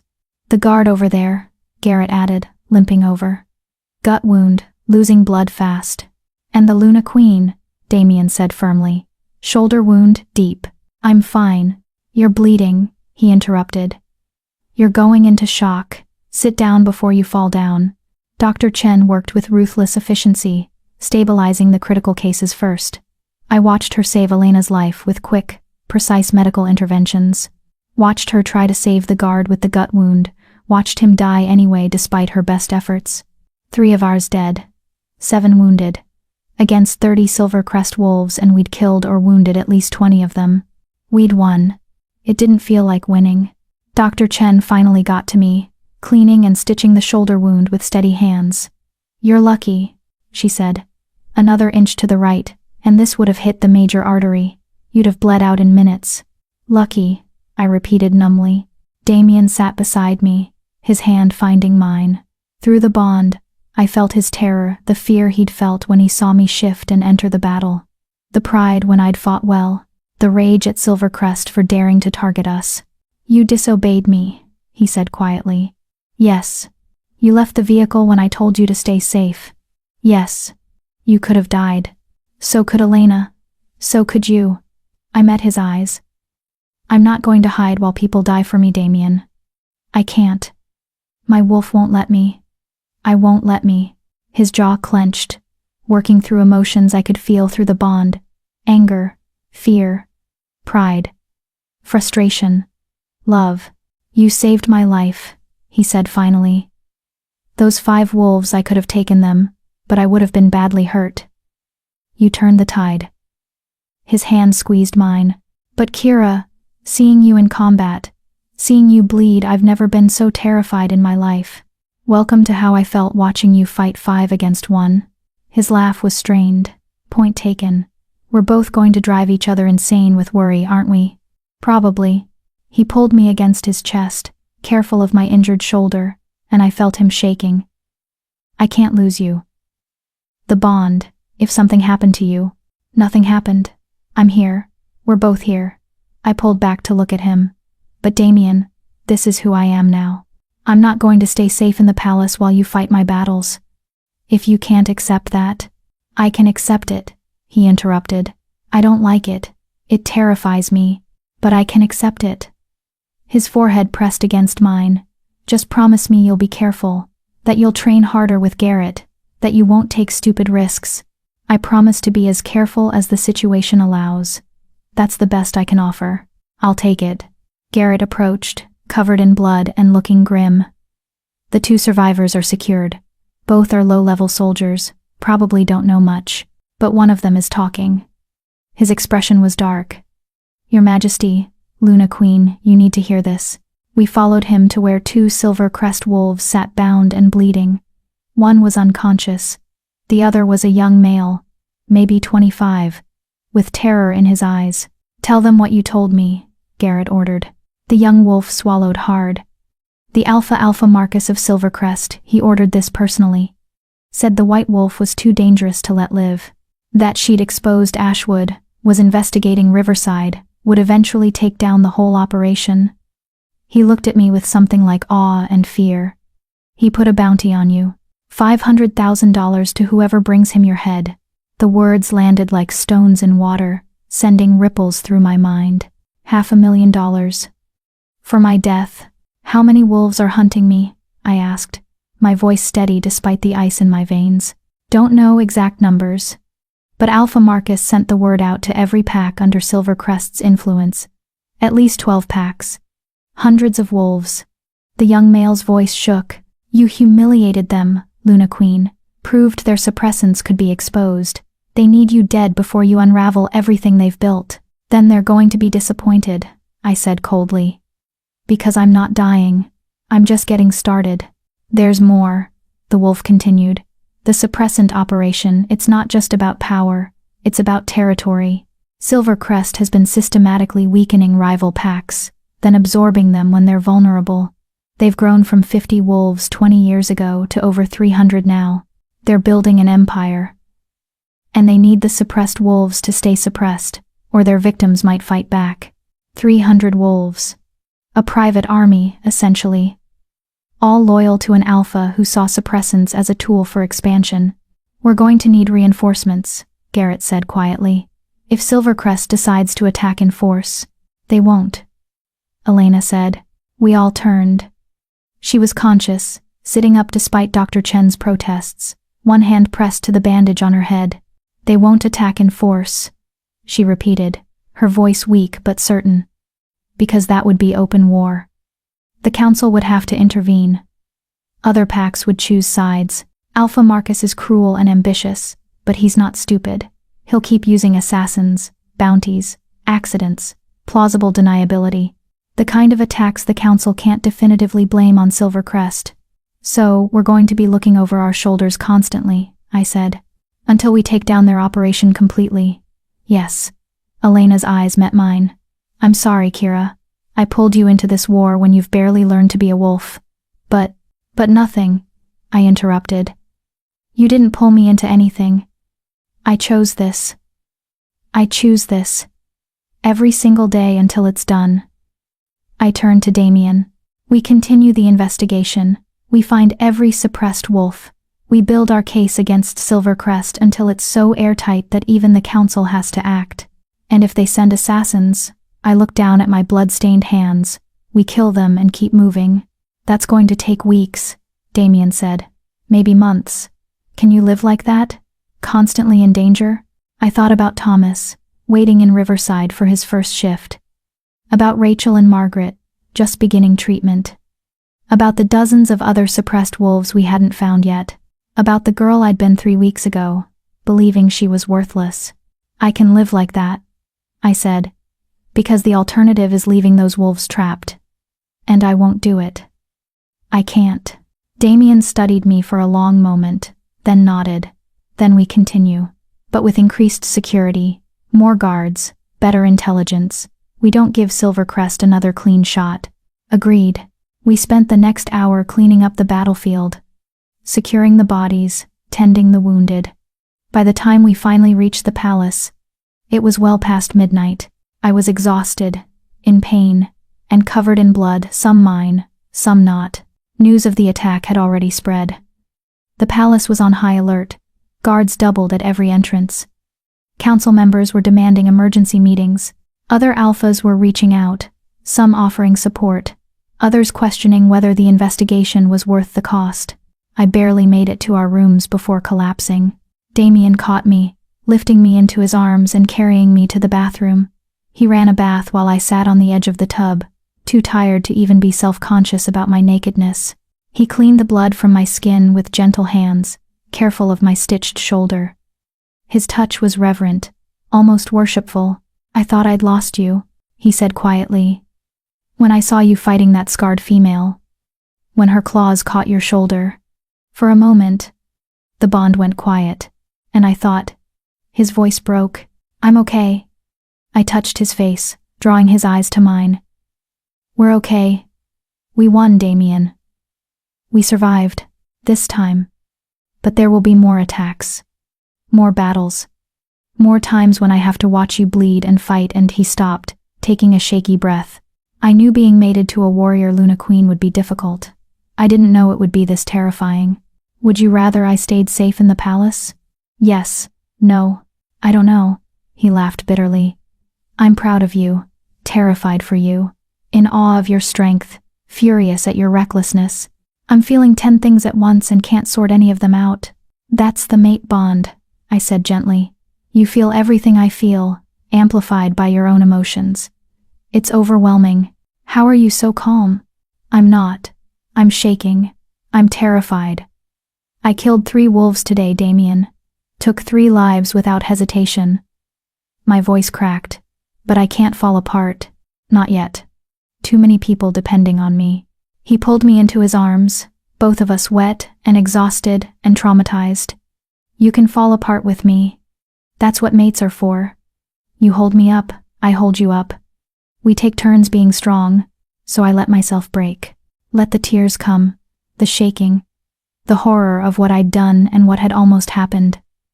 Let myself feel all of it. The fear and rage and grief and guilt, and Damien held me through it, strong and steady, our bond keeping me anchored when I wanted to drift away. Eventually, the tears stopped, the shaking subsided. I was hollowed out but calmer.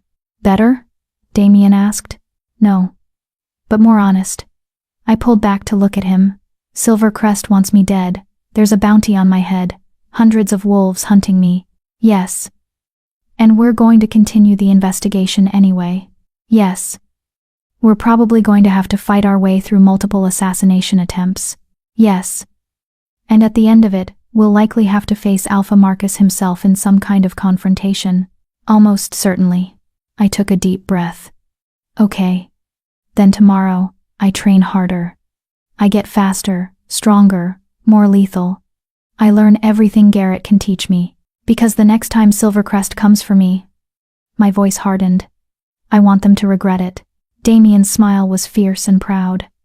That's my Luna Queen. We finally made it to bed as dawn broke.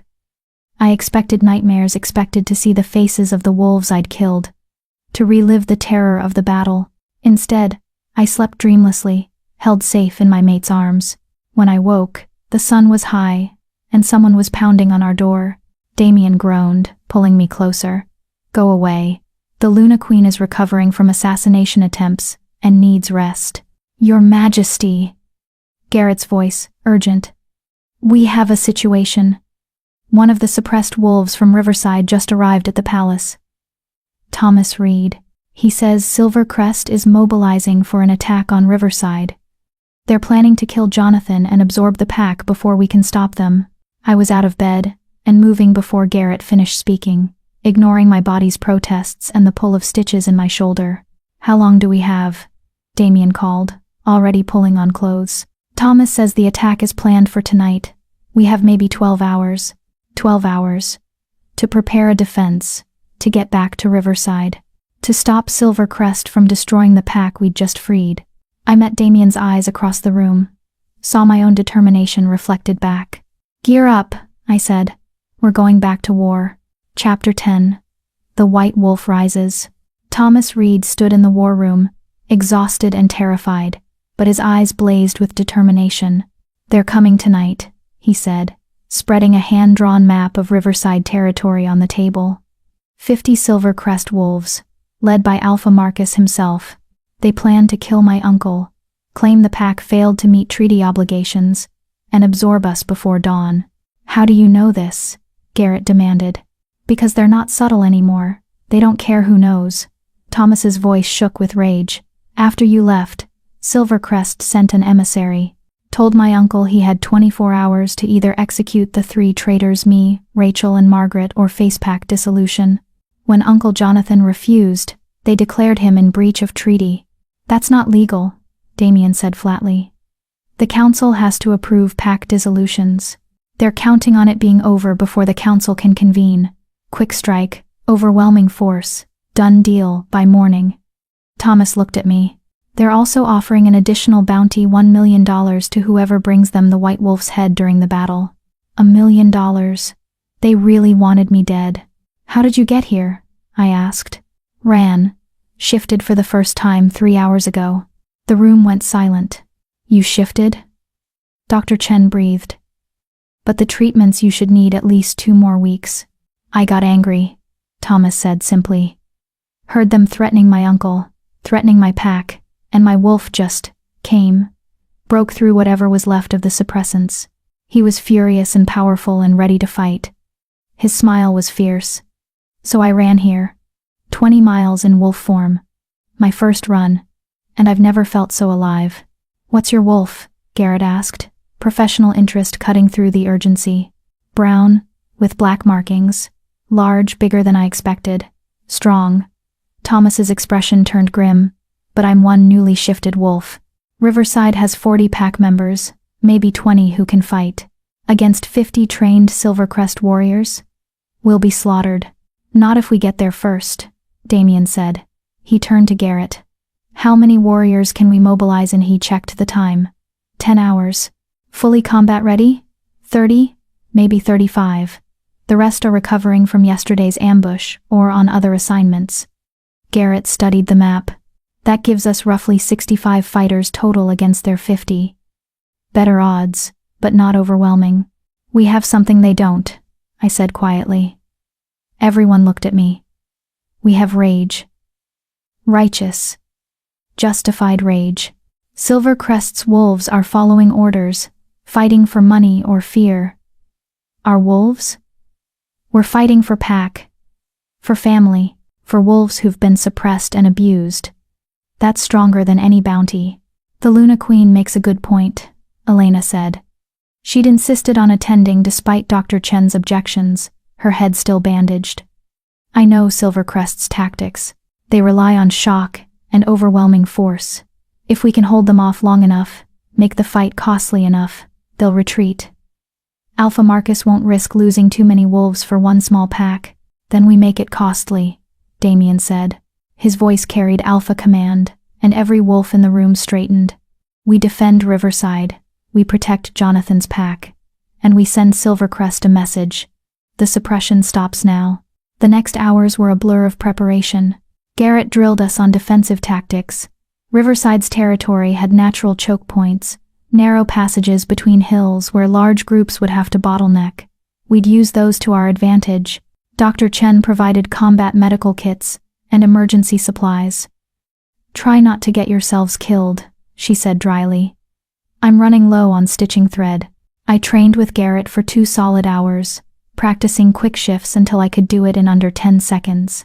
Practiced killing strikes, defensive maneuvers, how to fight multiple opponents.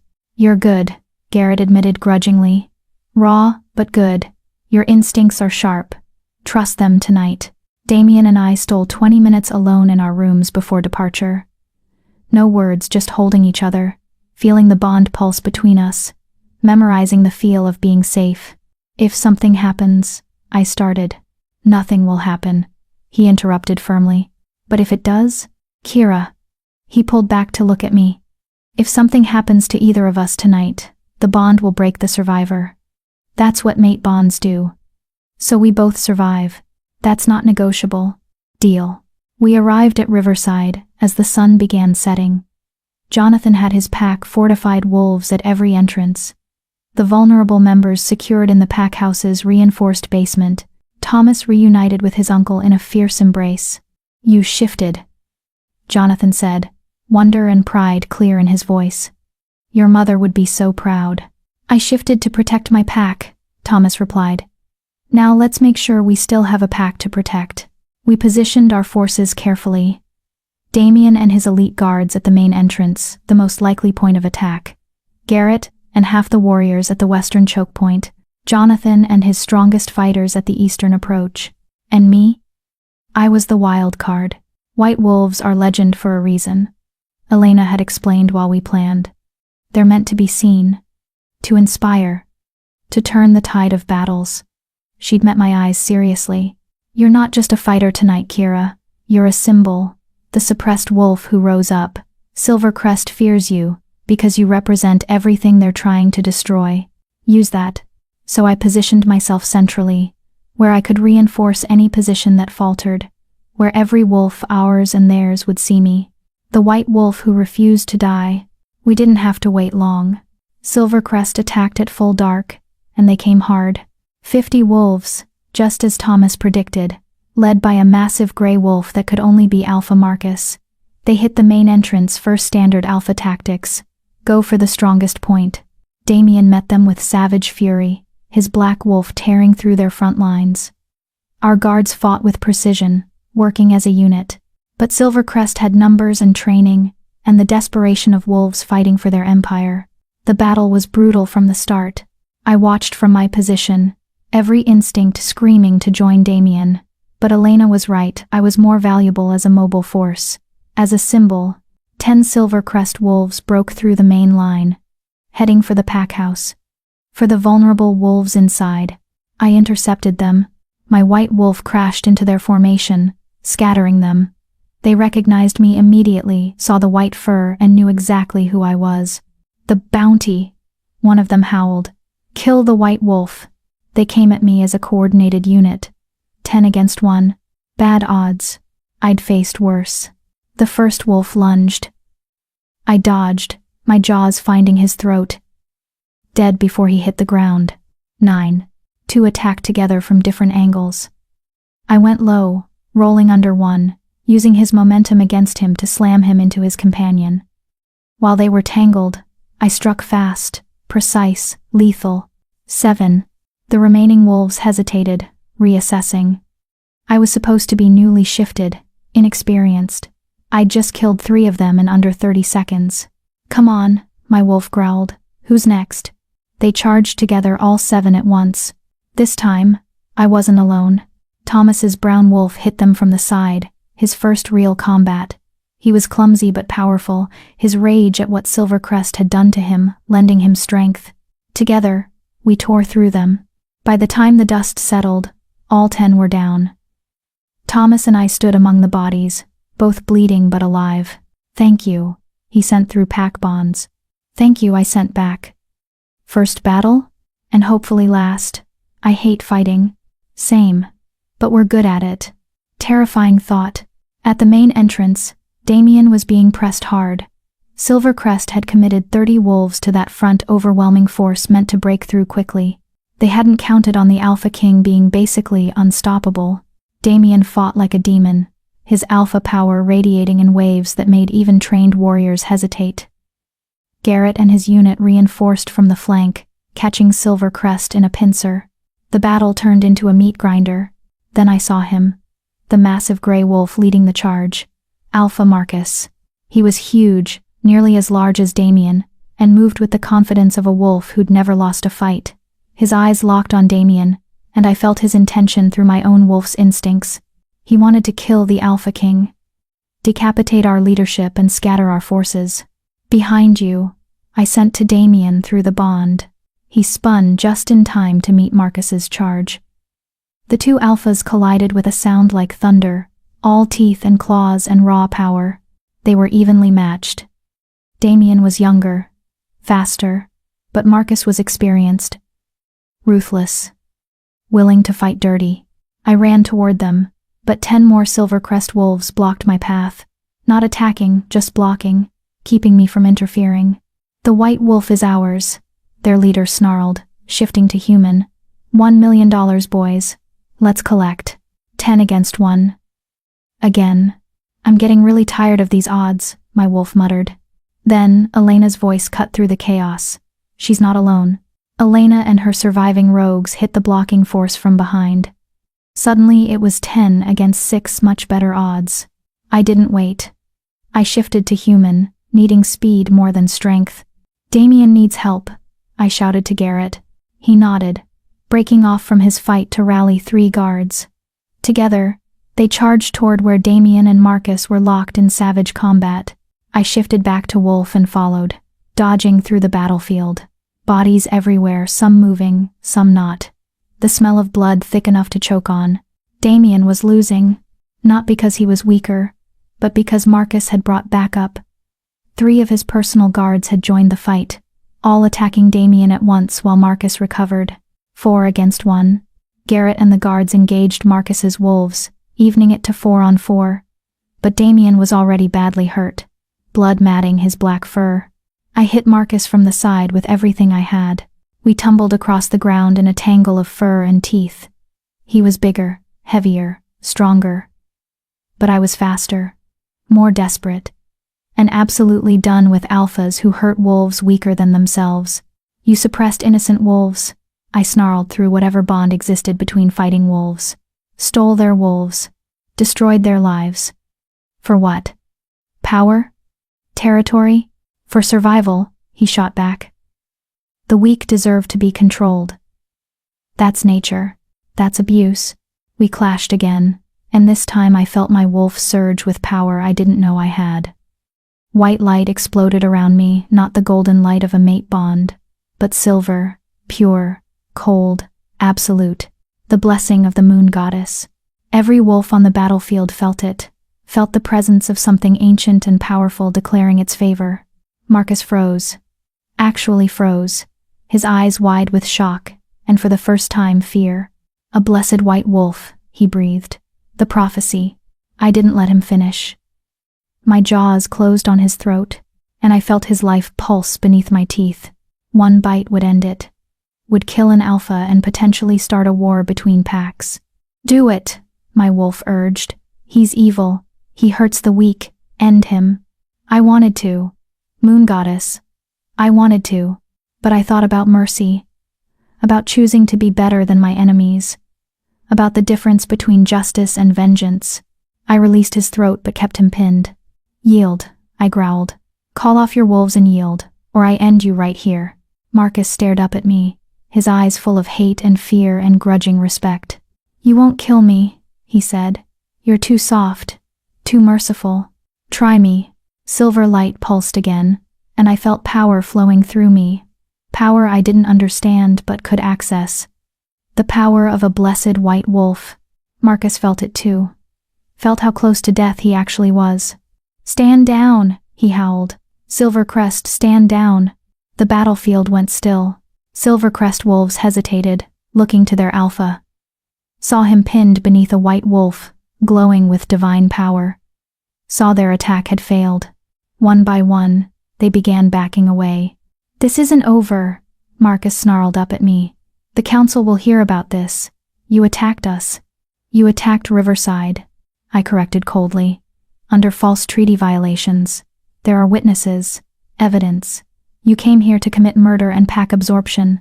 The council will hear about that." I released him and stepped back, my white fur still glowing faintly with silver light. Marcus stood slowly, bleeding and beaten and humiliated, but alive. "You should have killed me," he said quietly. "I won't make that mistake twice." "Then let this be a lesson," I replied. "The suppressed wolves aren't powerless anymore. We're organized, we're protected, and we have teeth." I bared my fangs. "Come for us again, and mercy won't be an option." He shifted to human, standing naked and bloody in the moonlight. "The council will hear about the white wolf who attacked an alpha," he said. "They'll investigate your so-called evidence. They'll question whether you're the hero you pretend to be. Let them question. My evidence is solid. My cause is just, and I'm not afraid of the truth." I shifted to human as well, meeting his eyes. "But you should be. Because I'm going to expose every pack using suppressants. I'm going to free every trapped wolf. And I'm going to make sure everyone knows what Silvercrest has been doing for 20 years. If Kira's journey from suppressed and powerless to Luna Queen and warrior inspires you, subscribe if you haven't, to join others who believe survivors can become champions. Because the ones who've suffered the most often fight the hardest for others." Marcus stared at me for a long moment. Then, incredibly, he laughed. "You really believe you can change things, don't you? One white wolf against an entire system." He shook his head. "You're naive, idealistic, doomed to fail, maybe, but I'm not alone."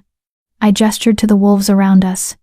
Damien, Garrett, Elena, Thomas, Jonathan, all standing ready to fight again if needed. We're an army of survivors, and we're not going away. Marcus gathered his wolves, what was left of them. They'd lost at least 15 in the battle. We'd lost 5, with many more wounded. Too many deaths. Too much blood, but we'd won. Silvercrest retreated into the night, carrying their wounded and dead. We watched them go, ready to fight again if they turned back. They didn't.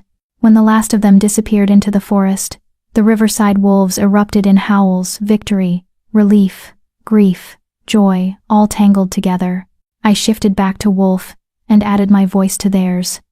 The white wolf's howl, clear and strong, declaring to the night and the moon goddess that we had survived, that we were strong, that the suppressed would be silent no more. The aftermath was brutal. We spent hours tending the wounded, mourning the dead, securing the territory in case Silvercrest decided to attack again. Dr. Chen arrived with medical supplies and more healers. She worked through the night, saving lives with grim determination. Thomas found me as dawn broke, sitting alone and staring at my blood-stained hands. "You saved us," he said quietly. "I killed for you," I replied. "That's not the same thing." "Maybe not. But I'm alive to start my real life because you were willing to fight." He sat beside me. "I shift now. In 3 weeks, Rachel and Margaret will too. Because you exposed the suppressants. Because you gave us hope. Because you were brave enough to stand up to the most powerful pack in the region and say, no more. It doesn't feel brave. It feels like survival. Sometimes they're the same thing." He bumped my shoulder gently. "Thank you, Luna Queen, for everything." After he left, Damien found me. He was covered in bandages, limping slightly, but alive, whole. He sat beside me without speaking, and we watched the sunrise together. "I almost lost you tonight," I said finally. "Same. I'm starting to understand why you hate watching me fight. Welcome to the club. It's terrible here. His hand found mine. But Kira, what you did tonight, that silver light, that power, I don't know what it was, I interrupted. It just came. When I was fighting Marcus, I felt something awaken, something old and powerful, the blessing of a white wolf, Elena said, approaching quietly. I've only read about it in old texts. When a white wolf fights for justice, for the protection of the weak, the moon goddess sometimes grants them additional power, a visible manifestation of her favor. So I'm what? Divinely blessed now? You always were, Damien said softly. The moon goddess chose you, Kira. Chose you to survive the suppressants. Chose you to be my mate. Chose you to lead this fight. Tonight, she just made it visible. I didn't know what to say to that. We stayed in Riverside for 3 more days, helping them rebuild and fortify. The council sent investigators and were shocked to find not just evidence of Silvercrest's treaty violation, but testimony from dozens of witnesses about the suppressant operation. The case against Silvercrest was building. On the 3rd day, we received word from the palace. 6 more suppressed wolves had come forward from 3 different packs, emboldened by news of the battle. They wanted help. Wanted freedom. The word is spreading, Damien said, reading the reports. Wolves across the kingdom are hearing about the white wolf who fought for the suppressed. They're coming forward, asking for help. Then we help them, I said simply. All of them, however many there are. Over the next month, we investigated 8 more packs, found 23 more suppressed wolves, built an evidence file against Silvercrest so detailed, so damning, that even their political allies couldn't ignore it. Alpha Marcus was summoned before the council. The hearing happened on a cold morning in the council chambers. Every alpha in the region attended, along with representatives from dozens of packs. I testified. Told my story, the suppressants, the abuse, the years of believing I was broken. Told Thomas's story, Rachel's, Margaret's, all 23 wolves we'd found. Presented financial records, testimonies, physical evidence of the suppressant supply chain. By the time I finished, the chamber was silent. The evidence is overwhelming, Elder Thomas declared. Alpha Marcus, you stand accused of systematic use of illegal suppressants, conspiracy to commit pack absorption through fraud, and attempted murder of the Luna Queen. How do you plead? Marcus stood tall, defiant. The weak have always been controlled by the strong. That's nature, that's survival. I make no apology for ensuring my pack's prosperity. You destroyed innocent lives, I said, standing to face him. You stole wolves from children. You built your empire on the suffering of those who couldn't fight back. That's not strength, Alpha Marcus. That's cowardice. His eyes flashed with rage. You self-righteous. Enough. Damien's voice cut through the chamber like a blade. The Alpha King has heard sufficient evidence. Alpha Marcus, you are hereby stripped of your rank and territory. Silvercrest Pack will be dissolved and absorbed into neighboring packs under council supervision. You and your inner circle are exiled, effective immediately. You can't, the council must vote. The council voted while you were testifying, Elder Thomas said. Unanimous decision. Your crimes are too severe to ignore. He looked at Marcus with something like pity. You built an empire on suffering, Alpha. Now you'll learn what it's like to have nothing. Marcus was dragged from the chamber, screaming threats and curses. His wolves, the ones complicit in his crimes, were exiled with him. The innocent members of Silvercrest Pack were offered placement in other packs, or the chance to form a new pack, under different leadership. It was over. The suppressant operation was dismantled. The wolves we'd found were in treatment. Justice, messy and imperfect, had been served. I thought I'd feel triumphant. Instead, I just felt tired. 2 weeks later, the council passed the Suppressant Prevention Act. Mandatory testing, harsh penalties for use, protection for suppressed wolves who came forward. The law was nicknamed the White Wolf Law. I stood before the council as they announced it, wearing my Luna Queen crown and formal robes, and felt the weight of what we'd accomplished. You changed the kingdom, Elder Thomas said after the ceremony. In less than 2 months as Luna Queen, you've done what others couldn't do in decades. You should be proud. I'm grateful, I corrected. Grateful I survived. Grateful I had help. Grateful those wolves will have better lives now. Humility is an admirable quality in a leader. He smiled. But Kira, don't forget to take pride in your accomplishments. You earned this victory. Maybe I had. Maybe we all had, every wolf who'd suffered, survived, and chosen to fight back. That evening, Damien found me in the garden, staring at the moonflowers. Thinking about anything in particular? He asked, wrapping his arms around me from behind. About the girl I was 2 months ago. Banned from a mating ceremony. Convinced she was worthless. Alone. I leaned back against him. I wonder what she'd think if she could see me now. She'd probably think she's dreaming. Probably. I turned in his arms to face him. Thank you. For finding me that night. For seeing me when everyone else just looked through me. Thank you for being brave enough to be seen. His lips brushed mine. I have something for you. He pulled a small box from his pocket. Inside was a silver pendant, a wolf, howling at the moon, cast in white gold. For the white wolf who changed everything, he said softly. Who fought for the voiceless. Who showed the kingdom what real strength looks like. I let him fasten it around my neck, the pendant settling over my heart. I love you, I said. The words came easily now. I love you, he replied. My mate. My Luna Queen. My impossible, stubborn, magnificent white wolf. We kissed under the moonflowers, the mate bond singing between us, and I felt complete.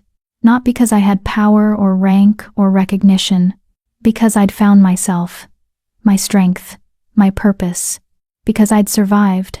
6 months later, the ceremony was simple but meaningful. Thomas Reed stood in the center of the clearing, surrounded by his pack, and accepted the beta knot from his uncle. His wolf, strong and certain, now looked out through his eyes with pride. Rachel and Margaret stood nearby, both fully shifted, both thriving. Rachel had become the pack's lead strategist. Margaret was training young wolves in combat, all 3 of them whole, free, powerful. 47 suppressed wolves total had been found and treated across the kingdom. 47 lives reclaimed.